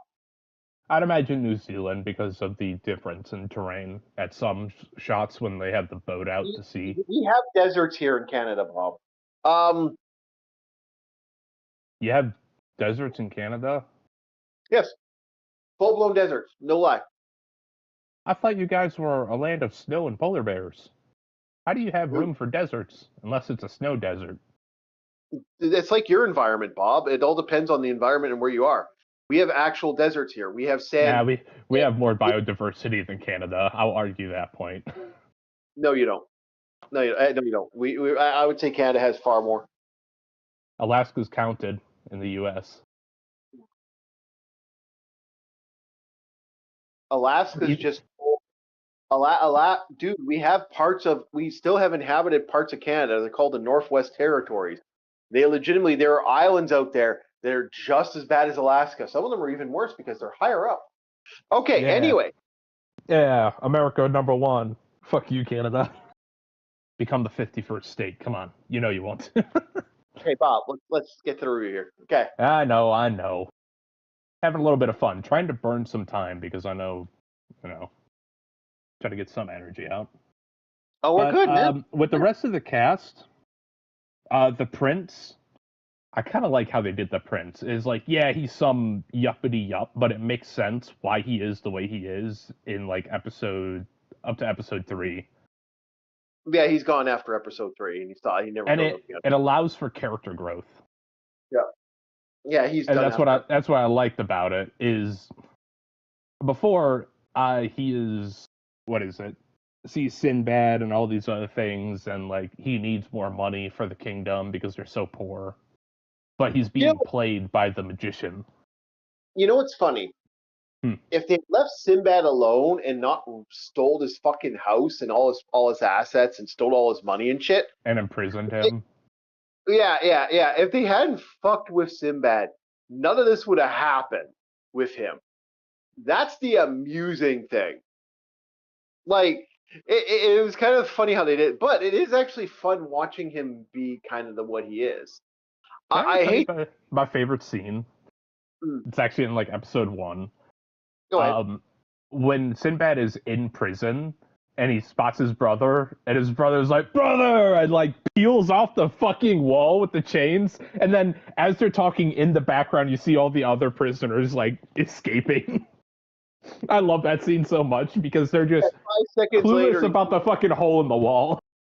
Yeah, and then 5 seconds later, you see the prisoners that were escaping are getting thrown back down by the guards. Yeah, yes, I love it so much. I'm a little mad because in later episodes, he doesn't have that insane strength. You never see that super strength. Oh man, yeah. Well, I always saw it as like he never had that opportunity because Yeah. you know he's either like on the boat rudder or somewhere else.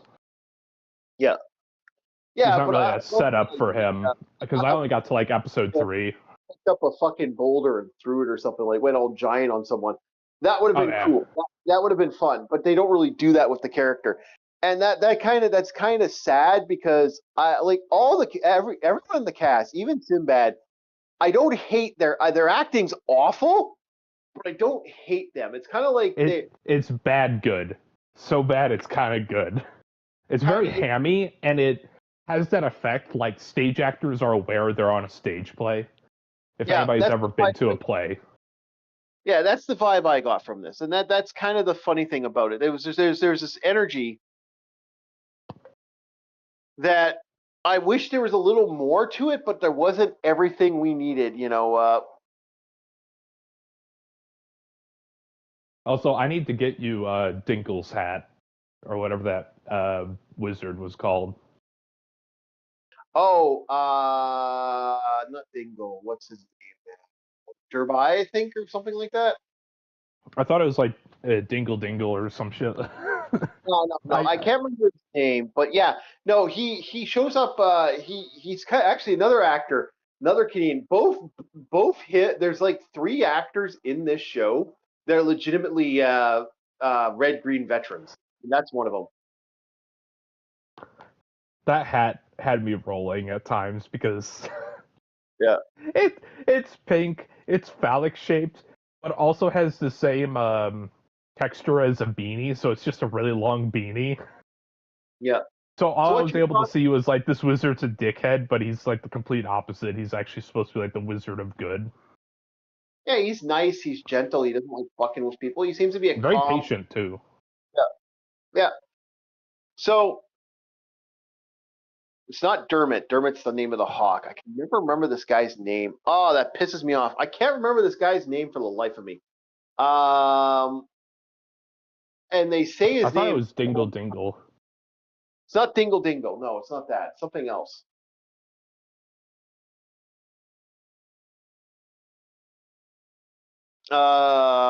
What's the name of the master? I won't. I can't remember. I'll have to figure it out. I'll figure it out some other something that's in my brain. It's gonna pop up like I'm gonna like stop the stream and that's when it pops in my head. Oh yeah. But you wanted my rating on the show, as we're moving this quite quickly. No, we're not. What's the music? What's your thoughts on the music? And we haven't even talked about the entire cast. Music wasn't too bad. Yep. It fit. It did have the cheesy notes. Once again, it adds to the hamminess. Like whenever Sinbad's climbing on the roofs to get away from the guards, it's like we got this pseudo Indiana Jones, but it feels like copyright-free Indiana Jones music. Yeah, it doesn't really have what is it? Like normally when music wells up, it has its drop off as like the epic moment. It's climbing, and then you get the release of the epic moment happens. but it kind of just went up and down with no big build up or release. Yeah. Or the release felt very shallow. No, so there is some fun moments, like when they have the architect guy. There's also that actor that's like he has like whenever he's doing something scientific and it's like him on a roll. It's like the music's like kind of like this kind of like really like whimsical magic, like kind of music kicking in there, and he kind of has. He has moments where it's fun watching him kind of try to figure out stuff, because like everyone in this show is innately, like, the characters who are good are innately good. Like they don't have a fucking wicked bone in their body. Like, other than the sarcastic, like Sinbad and Maeve, is the name of the other girl, the redhead there, with the big tatas. They are legit. You consider like, those big? Oh man, she's hot. Shut up. Average. Don't. Psst. Psst. Average. Psst. We know you're a chubby chaser. We don't need to reveal that to anybody. Anyway, I don't know what you're talking about. Yeah. Okay. I'm not into you at all. Anywho, so the thing about the series is like I said, you got that guy, and then you got the guy who throws all the daggers. I can't remember his name now. Oh shit! Why can I never remember? I can never remember names. But they didn't give that guy any lines because supposedly in his character lore, his tongue's cut out. Yep. Yeah, his tongue's cut out.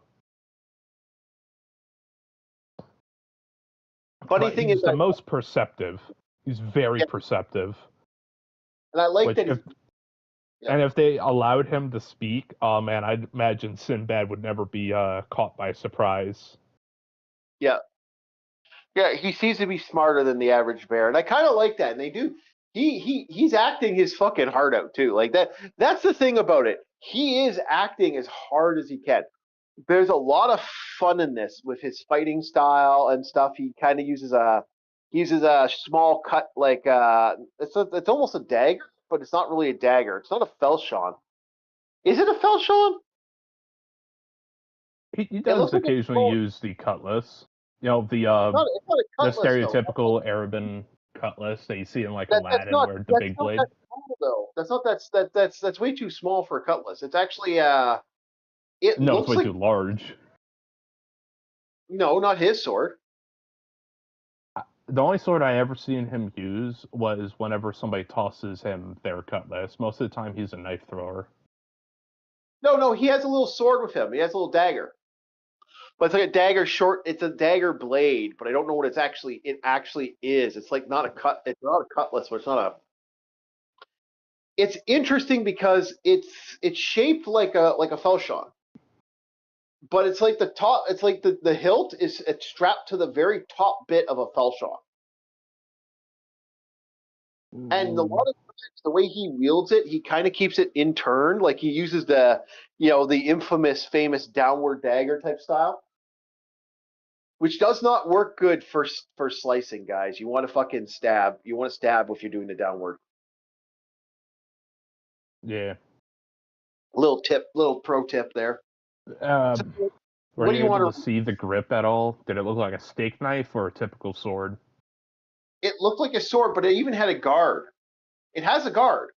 Then it would be defined as falchion, because falchions and messers don't really have a set size. The only differing definition is the grip. Yeah, I guess. The only time they ever get to a different category is when they're a two-handed variant, and then it's like a Krieg messer. Other than that, a messer and a falchion come in every shape and size. It just depends on what the grip is. The funny thing is, everyone uses bigger swords than they normally like. I mean, you got the smallest guy there is wielding this big ass fucking scimitar with a on your head. The giant scimitar. It's like, fuck you. That's another fantasy fad I'm a big fan of. Is the big cutlass scimitar swords. Yeah, it's really. It is stupid, but I love it. All right, it's the same thing with like the double-headed battle axes. That's one of my favorite fantasy fads. Yeah, like one of my favorite ones is this guy. This guy right here, his sword is absolutely ridiculous. It is so long. It goes down to his leg, and he's a big guy. I think he's like 6'7", 6'8", something like that. He's almost 7 feet tall. He's like really close to being 7 feet tall. But the funny thing is, he's carrying this big ass fucking sword that's super long, and then the back has fucking has blade catching parts. So not only is it super curved, and it has blade catching parts. It's like, how the fuck is he going to like even try to catch a blade with that big long hunk of metal? Like that would be a bitch to wield. Overall, what do you want to rate this? Now let's give this a rating. We've talked about everybody. I will give this maybe a 7.5 out of 10 because it still follows that rule of kind of like Monty Python, where there are moments that are so bad it's good. Yeah, I'm gonna give this a solid 6. I think this is a good show. It's not great, not bad. I will watch this. It doesn't have any revolutionary writing in it at all. No, but it does have that campiness of an old school adventure, and that's what I love about it. It really does. So there we go, boys. I'm going to be putting up the cat in a couple seconds. Meow, meow, meow, meow, meow, meow, meow, meow. I'll leave it at this. The redhead annoys the shit out of me. Yeah, but she's home. She gets better in later episodes. She does God. At this point, Chief, weak. I can get any harlot past you, my goodness. Ding, ding, ding, ding, ding. You just figured that out. Weak. Alrighty, so we got ourselves a half hour to go. We might end it early because I think Bob's tired and Bob fell asleep all day and I'm ready to go to bed. I was up since fucking 5, so this was a rough night. Because my back has been sore for two days, and it's like, Yeah. I'm gonna double up on the pills and take a long sleep. All right. That does not sound healthy. Yeah. I'm taking my pain pills. I'm going to bed. So let's get to it. We're gonna be playing a new game tonight. Gauntlet Slayer Edition. We got some good games tonight. We also got to get Bob to. Let's start game. Let's do campaign. Let's go easy. So I've heard some good stuff about this. So let's see here.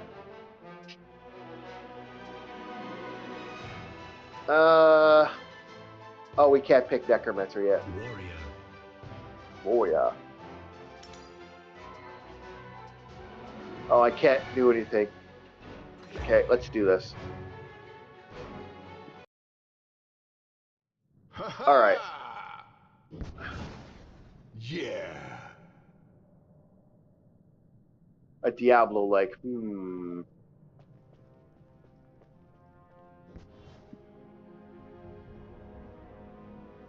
Uh-oh, this feels very Twin 6.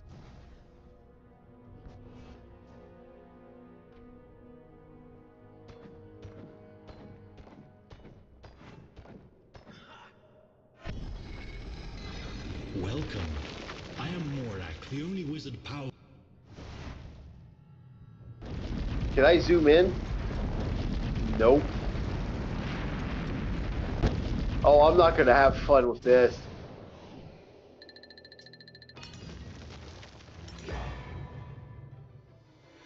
Let's see if they give me a zoom in, boys. So tonight we're going to continue our action RPGs. Against the power of the dead. A cursed tomb, no doubt filled with ancient warriors to slay. Let's see if we can make this.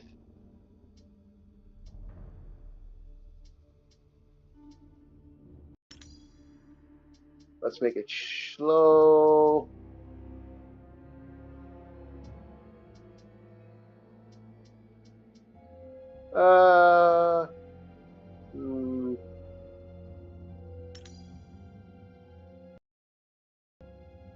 make it bigger.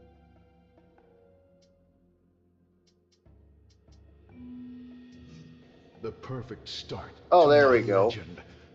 A shame there's no one here to see it.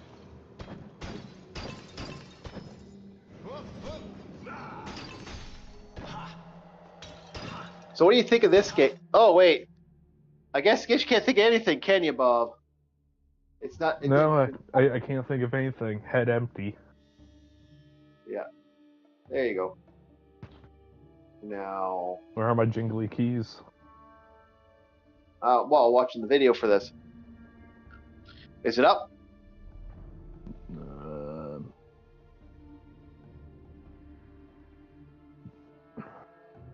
I still see Sammy. Okay. Should full screen in a sec.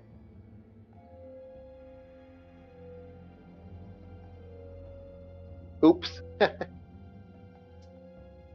Alright, we got a quarter screen. Is it still quarter screen?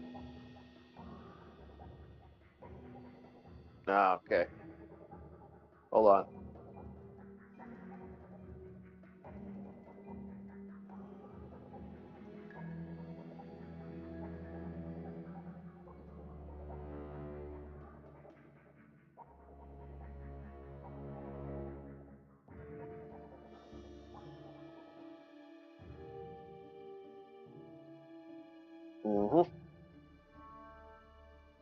Now let's go back to full screen.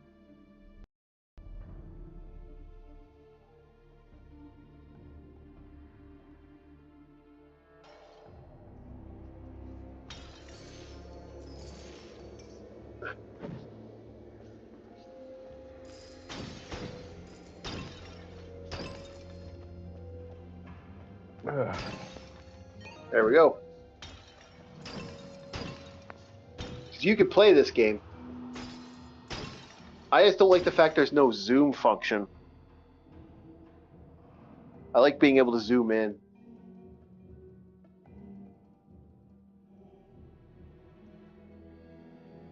Looks like a game on the App Store. Yeah, it was kinda. Oh, now it's acting. Raid! At least this has better gameplay than watching characters fight. Yep. No. Let's get that brightness up. See, my only annoyance is this doesn't have a thing. From their graves to test their mettle against Thor.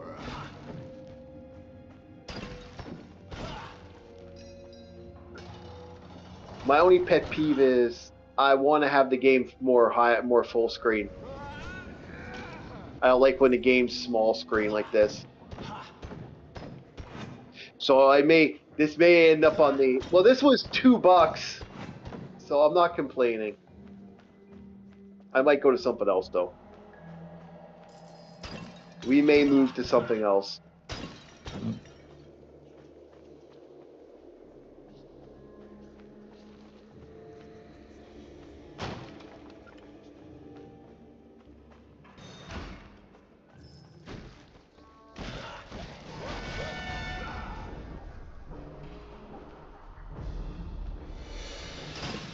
Does look cool though, but I can tell this was a game that was designed with the idea of, yeah, this was designed for other people. I'm gonna switch out to another game. This game seems a little. We have another game we can test out tonight. We have quite a few actually ready to go. I bought a couple. So let's open up the cat. Meow. Let's check the next game tonight.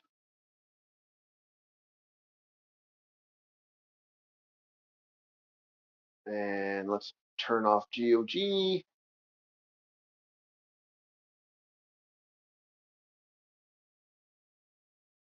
Volgar the Viking. Let's give this a shot. Rise, warrior. I've heard some interesting stuff, so let's give it a shout.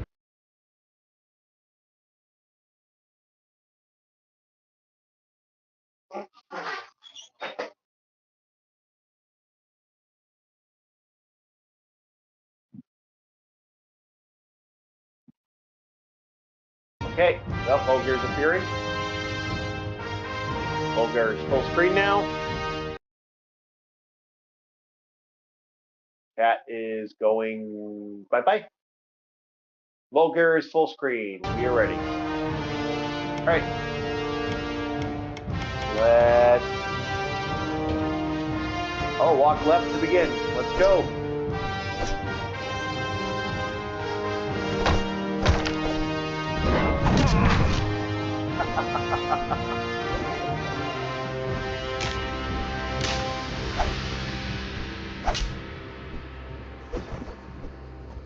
So what do you think of this game, Bob?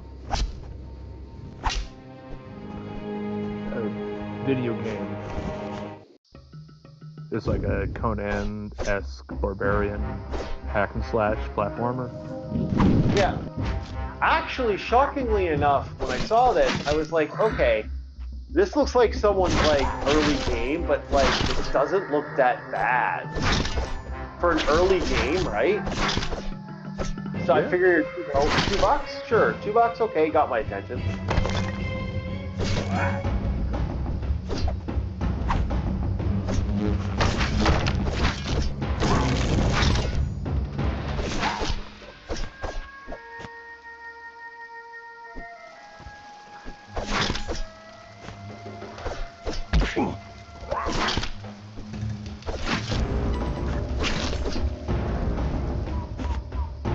So yeah, no, I thought I'd have a look at it. Oh, dead.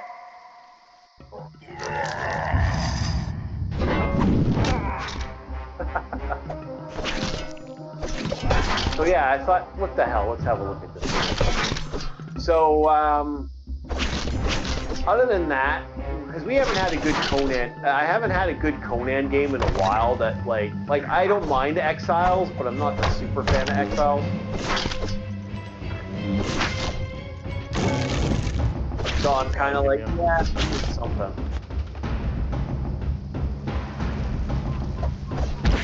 Yeah.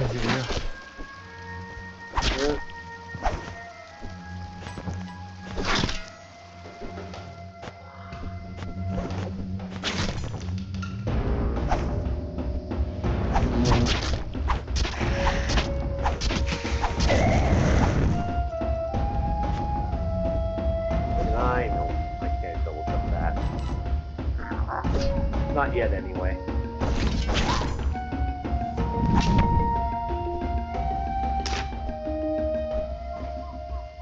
Yeah, we need stuff like that to kind of have some fun.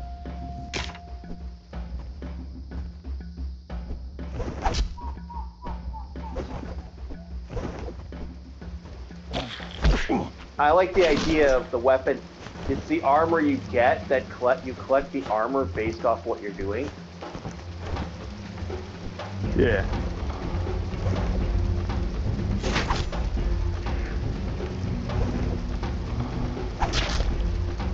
And the more armor you get, the more life points you have.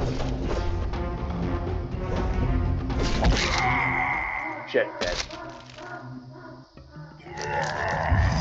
That's pretty neat.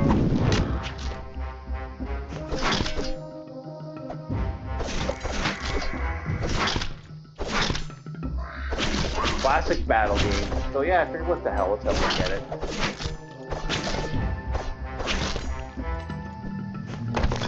So, back to the action RPGs, Bob. Where were we last?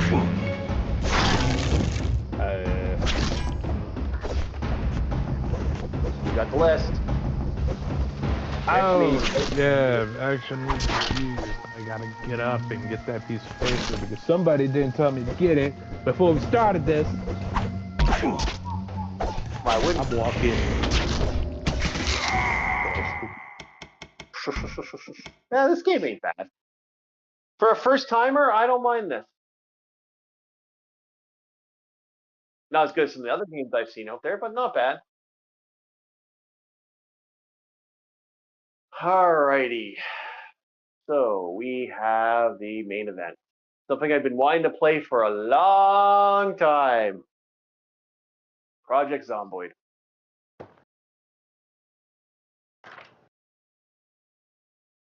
There we are. I've been waiting forever to play this fucking game, so super excited. Who said you had to wait? Couldn't afford it. Yeah. So the wallet told you had to wait. Fair. Yes. Unfortunately, the wallet can be nasty. Alright then, what do we have here?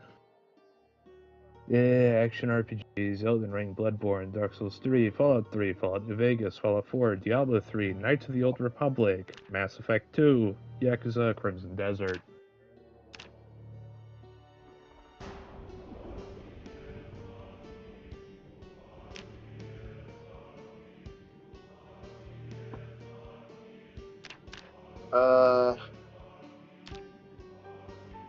Let's go with a survival.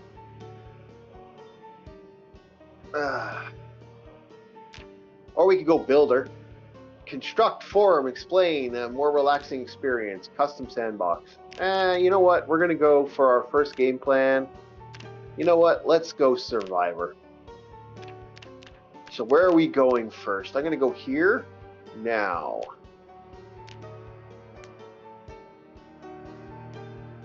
Oh, can we not take a, oh, we can. There we go.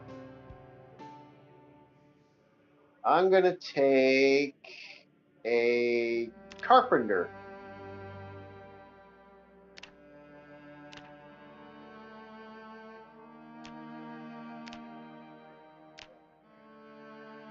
Okay. Now, Sunday driver.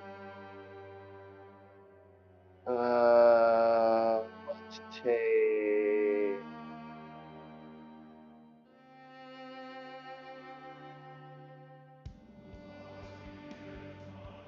sleep heavy. Let's take smoker.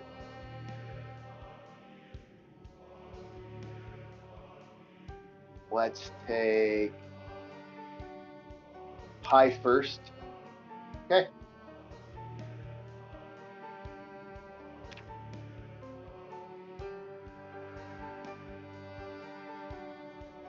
Blade eater. Okay. I think we're ready. All right. So there's our hero. Yeah, I'm not going to go very far with this. Cat. Baseball cat. Vest. Let's make it random. Okay. Yes, I do accept the legal term.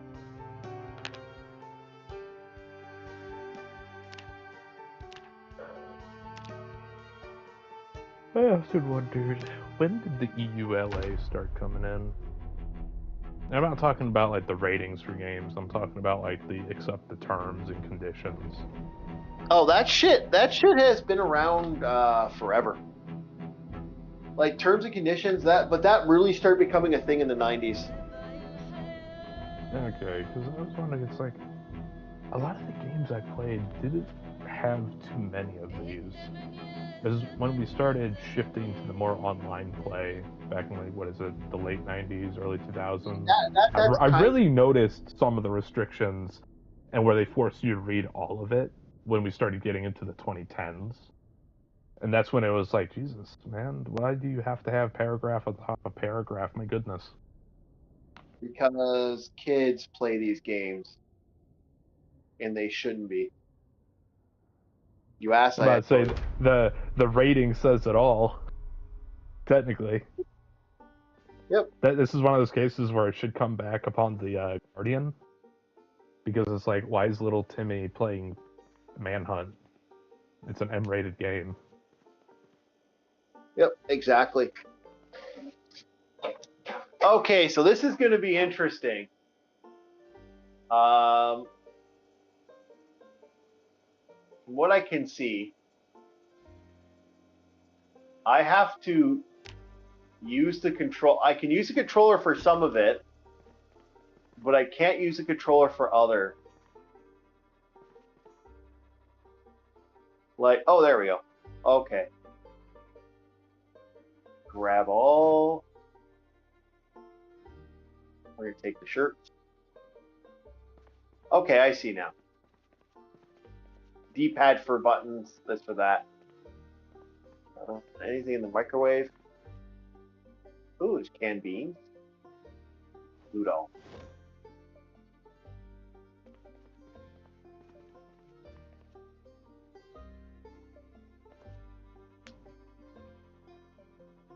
Nope, nope, nope, nope. Okay.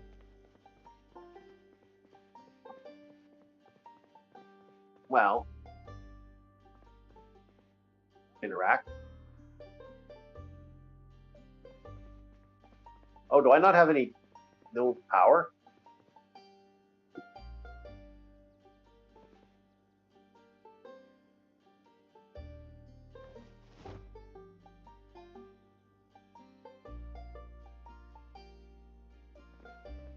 Hmm.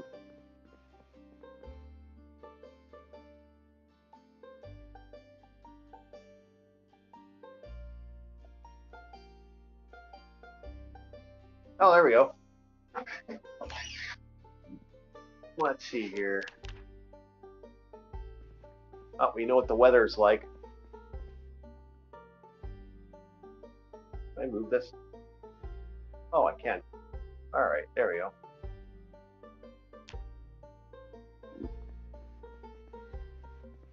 So what do you think of Project? Have you played this yet, Bob? No, because it's not available on console. Yeah, not yet. From what I heard, very shortly.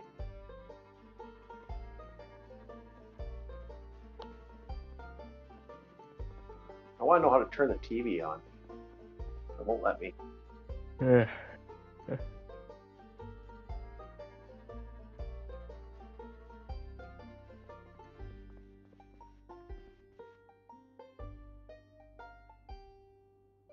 Oh well. Yeah, you have fun with that. I am. This will be probably for the next little bit. So, as I said, Bob, so what's next on our action RPGs tonight? I don't know.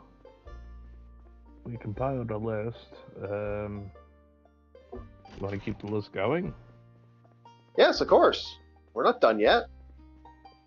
We don't have 20 on the list. Alright.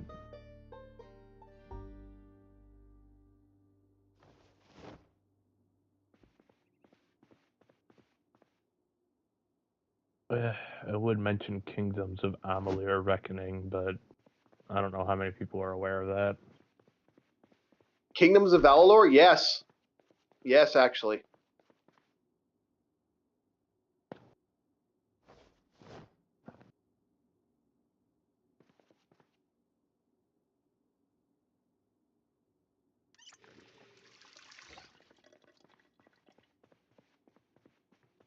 Definitely Kingdoms of Valinor.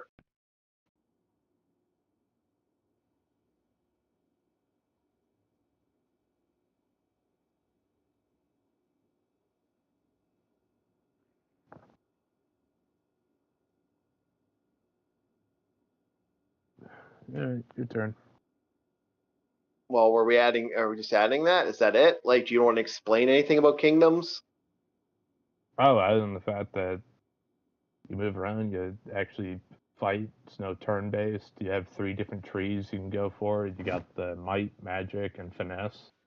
There's also multi-classing in the fact that if you put so many points in might and finesse, they have their own classes at each levels. Each of these classes provide usually different buffs, like what is it? Like if you mix magic and finesse, you get like Shadow Blade, and that one's give you like bonus to mana regen and stealth, I think. Either that or like range damage. Might and finesse usually is like a ranger of some sort. Okay. But there's also like if you go all out into might, you get things like Conqueror and shit. Though if you max out might and magic, you turn into what is it, like an overlord, I think is the subclass. Yeah. Yeah, so depending on how many points you put into each of these things depends on the little class cards you have available to you. On top of that, there's multiple choices you could do in certain quests. Make sure you save, and save a lot, because the autosave system in that game is very hit and miss. I think it autosaves like every hour or so.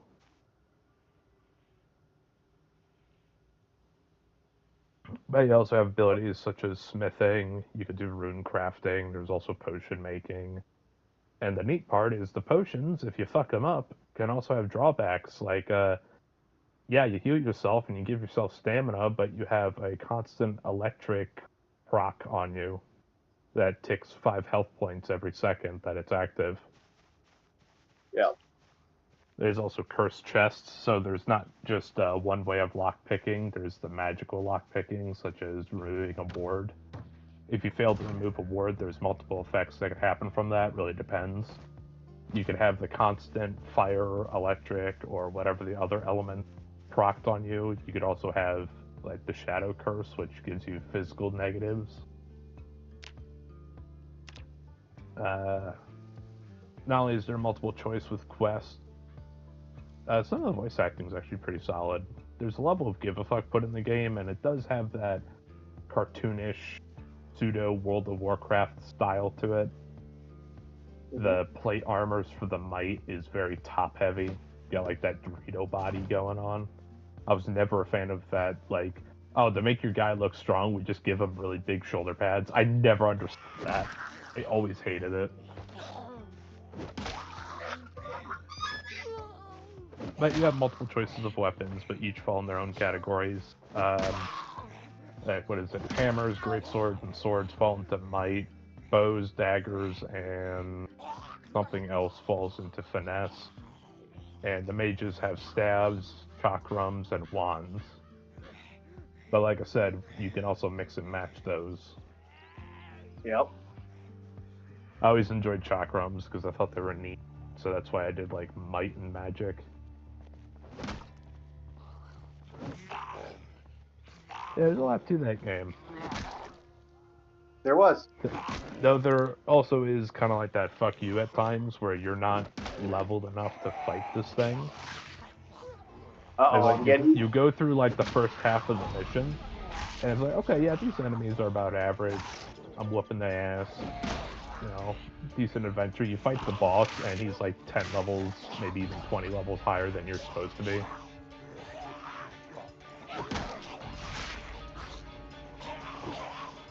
I've had a lot of those moments.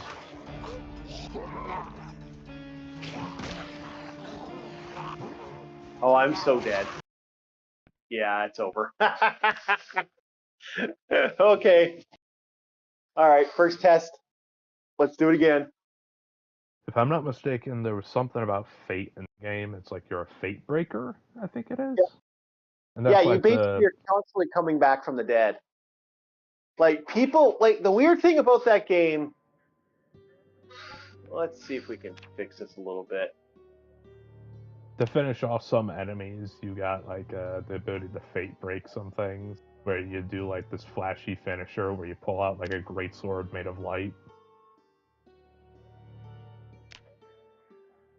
And supposedly, whenever you kill something in that fashion, it no longer exists, body or soul.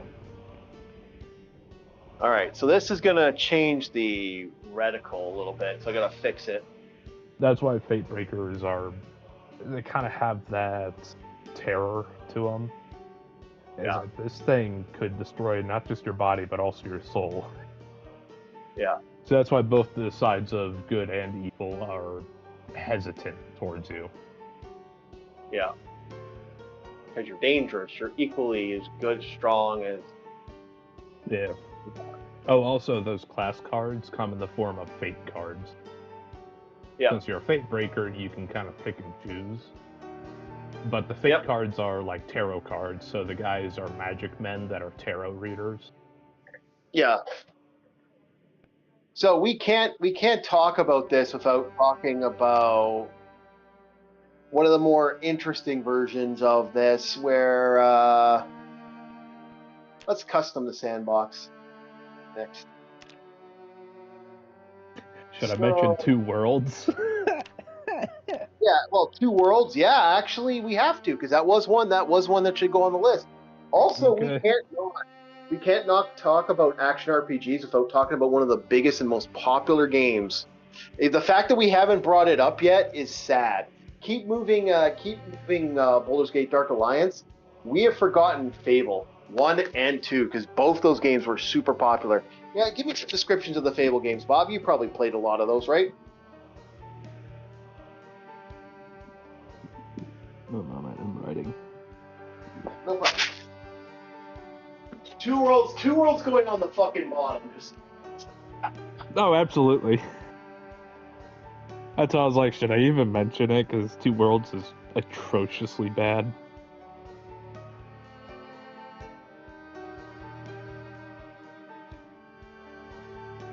Alright. I don't even think Fable needs an introduction. If you haven't played Fable, it's... where have you been?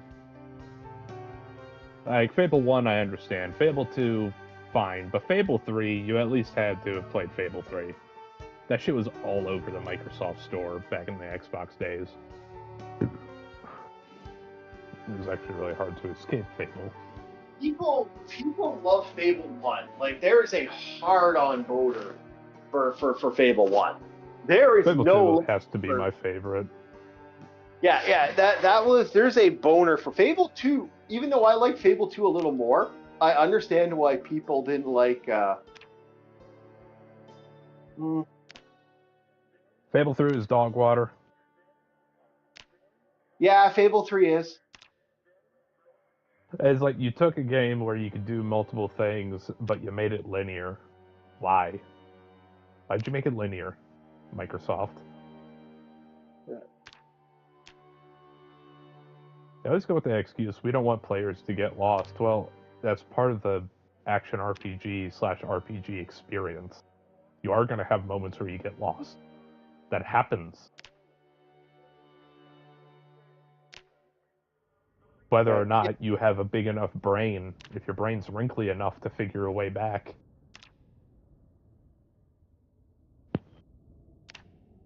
Gotta have a wrinkly brain.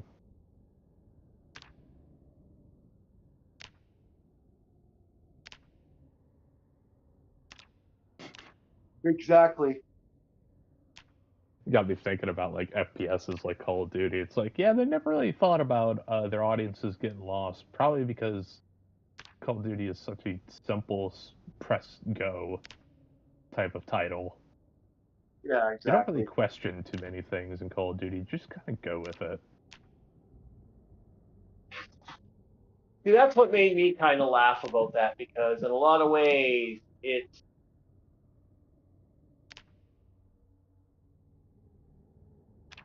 Oh, should I add the fact that Call of Duty has never really been known for its story, and yet we had people analyzing the story in Call of Duty. It's like, dude, it's fucking Call of Duty. Come on. They did have their moments with their stories at times, but it wasn't groundbreaking by any means. Yeah, exactly. Everyone wants to talk about the airport, but I was like, yeah, the airport scene, okay. I don't know. It's like, oh, people's never been exposed to this before. It's like, well, if you turn on the TV on occasion, maybe not. But if you look at news and you look deep enough, oh yeah, you'll find it. But more so, it's just like, oh, it was the new thing, but everybody knows Call of Duty, so okay. I mean, hell, in other games you perform genocide, fuck's sake. Well, let's look at Fallout 3, Mothership Zeta. Canada doesn't exist if you press that button. Yep. Exactly. I think the real shock is, I guess, how personable it is, because you're actively doing it, but I don't find too much of a difference between pulling a trigger and pressing a button. The only difference is distance and the scale.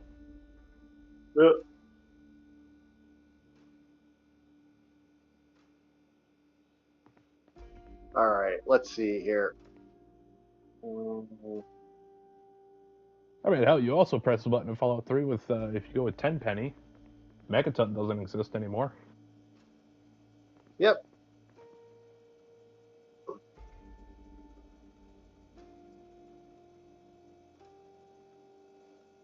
And that's know.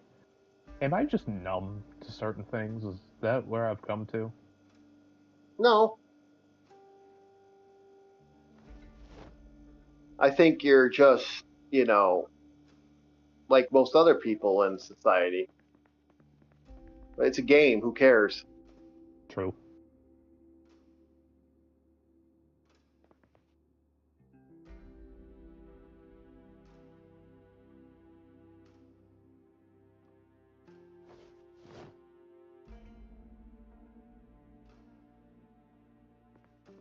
If it wasn't a game, I might be more inclined. Like, Yeah, if you know.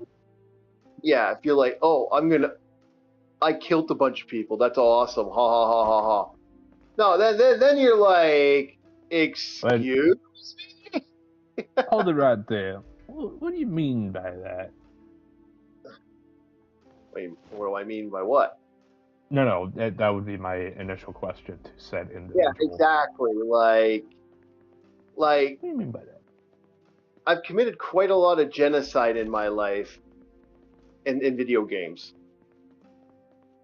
I was gonna say I did it on anthills. I made an apocalypse with a magnifying glass when I was little. don't feel like attacking animals that can't really fight back. I was a snot-nosed kid. I didn't know any better.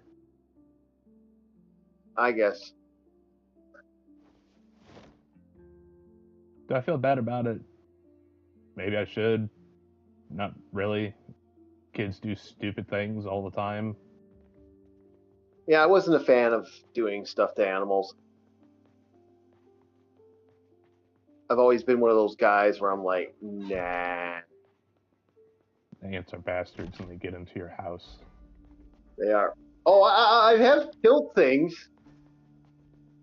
I'm just not like super aggressive when it comes to certain. My kid brain was like, if they're going to invade my house, I will bring the sun into theirs. Can I sneak away? It was very scorched earth, pardon the pun.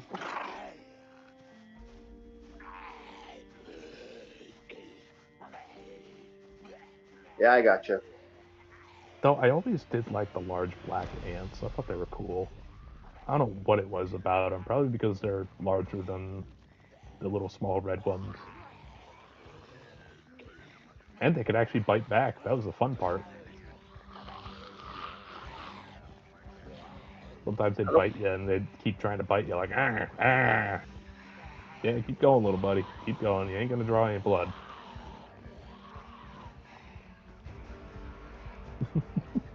They're always fun. And then I played EDF as a kid.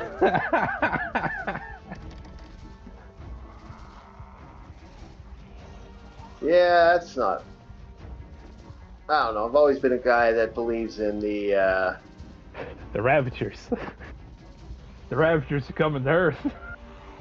Gotta fight back.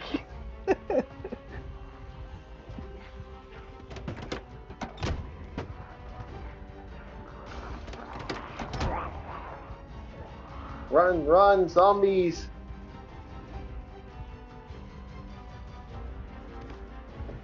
Yeah, my siblings were, I guess, more so my one brother I had was more into the zombie stuff. I always liked the sci-fi, like alien invasion, fighting off aliens. So that's what EDF was. It was like the aliens send monsters to fight. Holy crap! They're just out to. One of the cool things about early EDF, you never really saw what the Ravagers looked like. So it was just that air of mystery about them. It was like you'd see their machines and you'd see their monsters, but you'd never see them.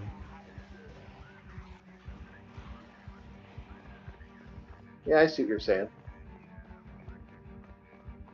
It wasn't until later EDF that we started getting the Moon Men, the giant aliens clad in armor. Yep.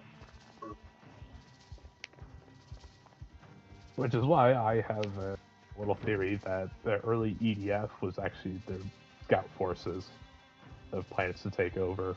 Or they're like, here, planet needs to go, so let's send these forces over there and hopefully take them out in 4 hours? I think that was the initial logic. It's still kind of fun. Stupid, but fun.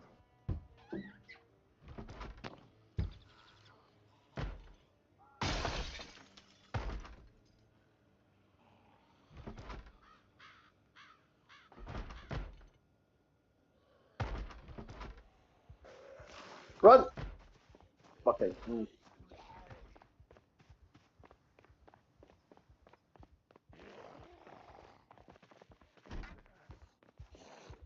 Yeah, I don't know. I've always had a love-hate relationship with this stuff. I love it and hate it. Best way to put it. Yeah.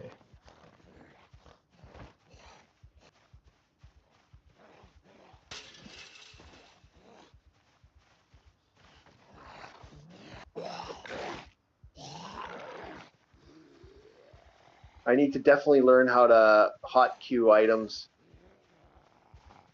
Okay.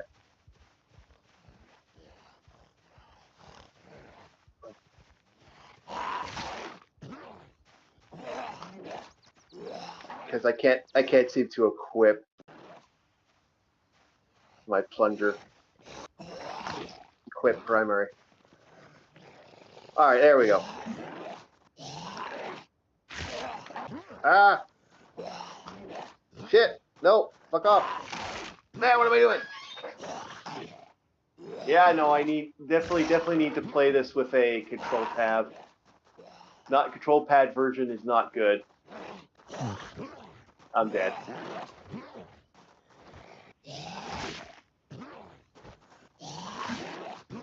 Yeah.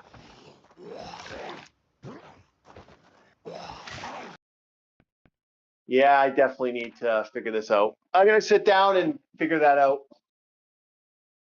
But that is something I'm definitely on the list. Something to play in the future. Last game of the night.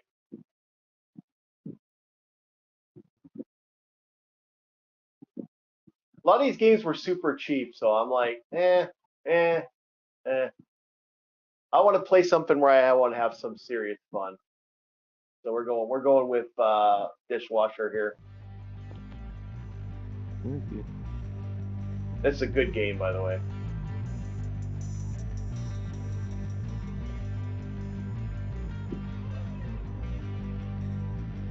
Okay, hopefully it works. Yeah, 5 more, we'll have our 20. We're at 15. Awesome. And then now we got a list. We got to figure out where they fit in the list, and there we go. Two Worlds, definitely. So here's a question I got to ask you. We're gonna have to figure out where it goes.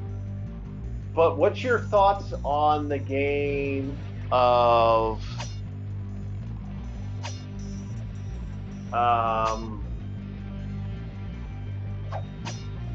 I'm going easy, but what's the name of it now?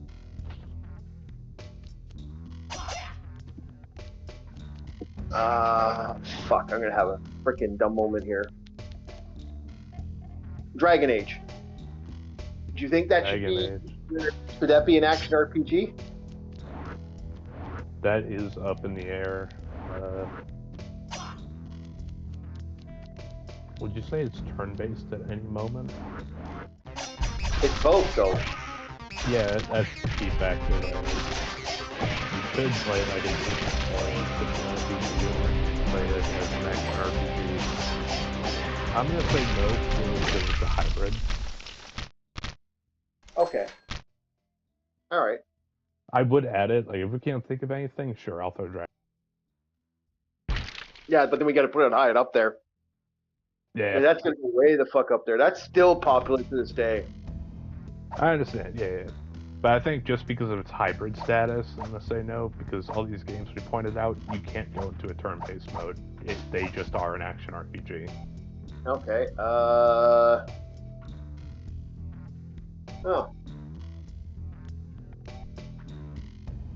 Well, I hate to say it.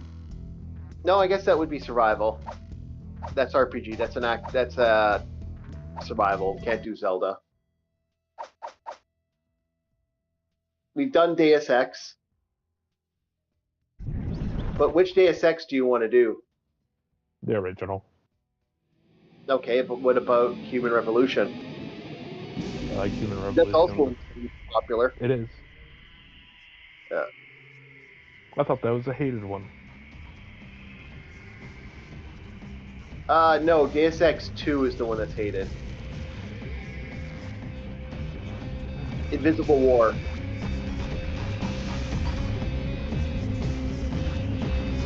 Deus Ex Human Revolution is the yellow one. It's the piss game. The piss game. I'm actually looking over this, and yeah, I didn't write down Deus Ex. There we go. I'm shocked this could still be played on Steam.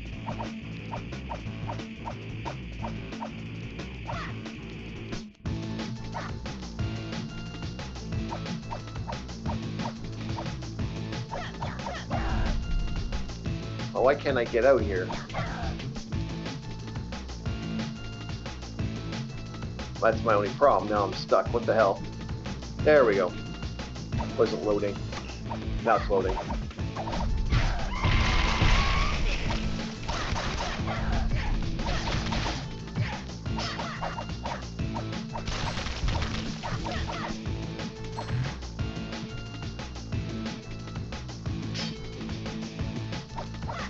This game's awesome.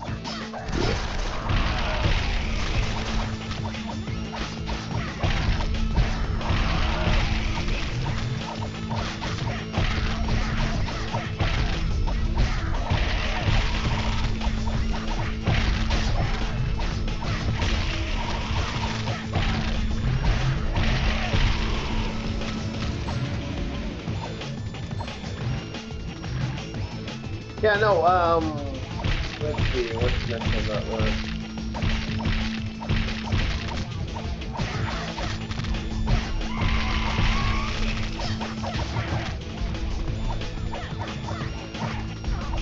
I'd say, what's another one that's well known for that?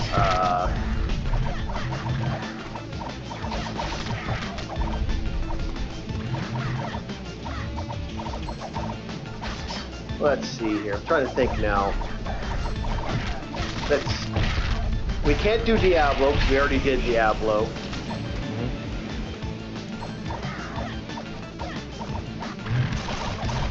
No, that's technically not.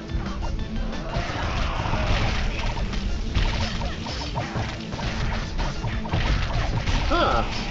That's got to be more than just that. Oh, yeah, okay. Stalker. Would you put Stalker in that, or would you just put that as an... Nah, I wouldn't say Stalker. I'm thinking about it now. Stalker is more of a survival game. Yeah. Survival FPS. Yeah. A good call out. Because if we had to have Stalker, then we would have to have, like, fucking Metro. Yeah, Metro would be on there too, then, at that point. I think that's more of a survival. Yeah, I agree with you.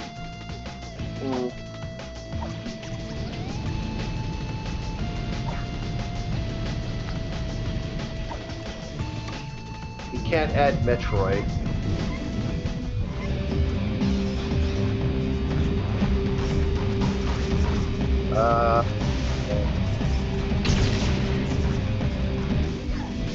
Oh, your character got her Vorpal, her misform. We put Morrowind in, we put all the other Elder Scrolls in there now.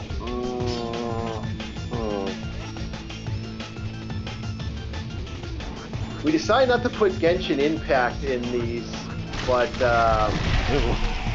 Ew. I hate this. Well, they are. Oh, that's the game. Yeah, but they are action RPGs. I wonder if that one will actually get the top charts because, you know, it's got the game, anime, insert feeds in here. Yeah, I know. Lunar bait.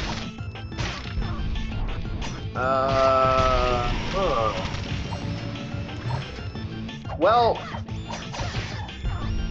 okay, so Legacy of Kain Blood Omen, that's still super popular, so that would be an action RPG. So we put Vampire Masquerade. Yes. We even have it. Yeah, that would be on there. Yeah, we actually didn't get Vampire Masquerade on here. Yeah, Bloodlines. Yeah. That's where we're going to put everything on the list is the problem.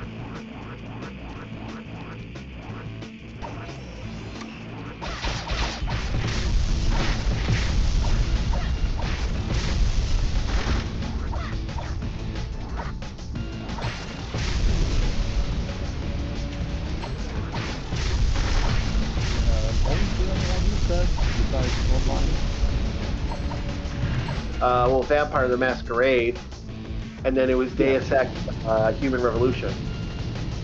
Yeah, but the other one. The Two Worlds. No, before we even got onto Vampire Masquerade, we were talking about one. Legacy of Kain Blood Omen. There.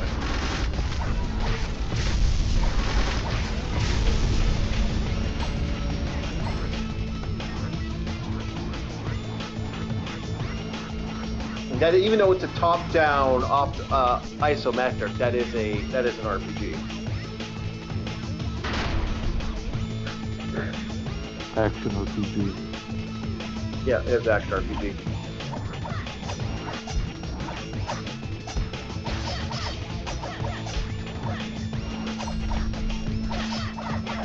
The Witcher?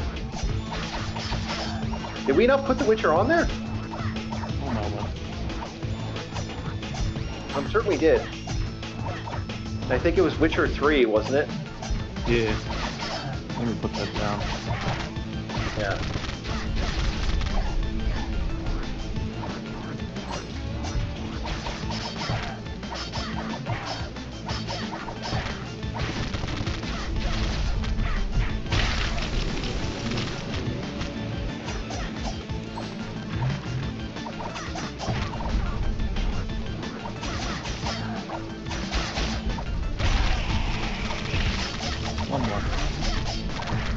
One more, eh?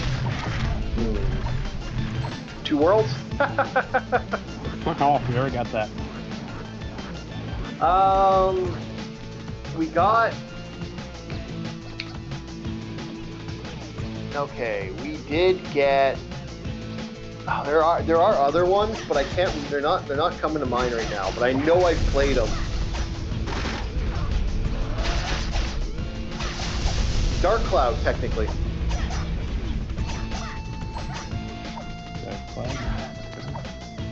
Yeah, that is an action RPG. It's also a city builder. In a way, you could start using Yakuza kind of like that because Yakuza all the like they. So I'm knocking Dark Cloud for having city builder. Yeah, because it's more of an RPG. You spend more time in it. Yeah.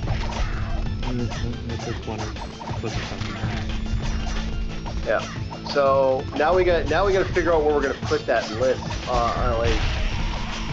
Like where everything fits on that list.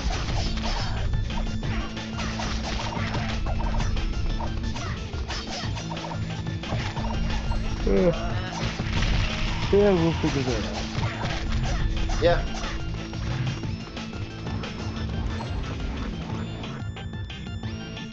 If you want more of Dishwasher Vampire Smile,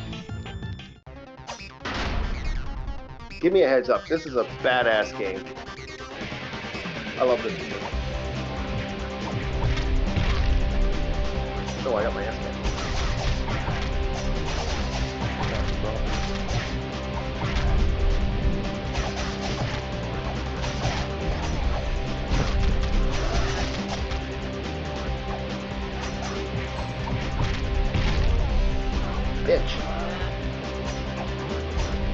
I also noticed I lose a lot of momentum when you move the third person. Oh, I could keep going for another couple hours now that I got an energy drink in me. Oh yeah, good for you. I like having a third person sometimes. It's actually really nice. I don't care who it is. Okay, maybe I do kind of care who it is, but I think I'll keep it real. But yeah, I think DJ Ronnie. Love having suits around. Yeah. It's like, DJ Ronnie? Oh yeah, but when we can't think of anything, have this man go on a tangent about space. I love hearing his space talk. Oh yeah, DJ's fun having on. Teach me about the stars, the wide one. Well, you're learning about the stars right now as I crash on the moon. I don't want to learn about the stars. Okay.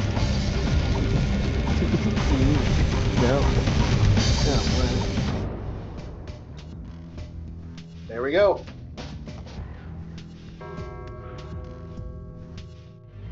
First stage of Vampire Star, the prisoner.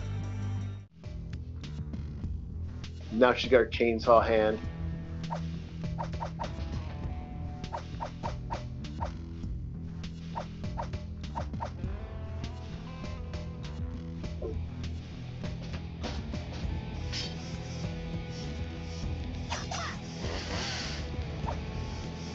And later you can get a machine gun arm.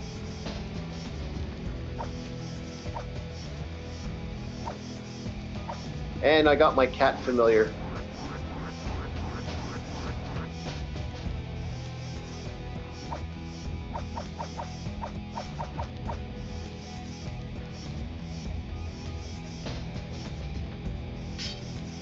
But I think we'll call it. We're almost done for the night.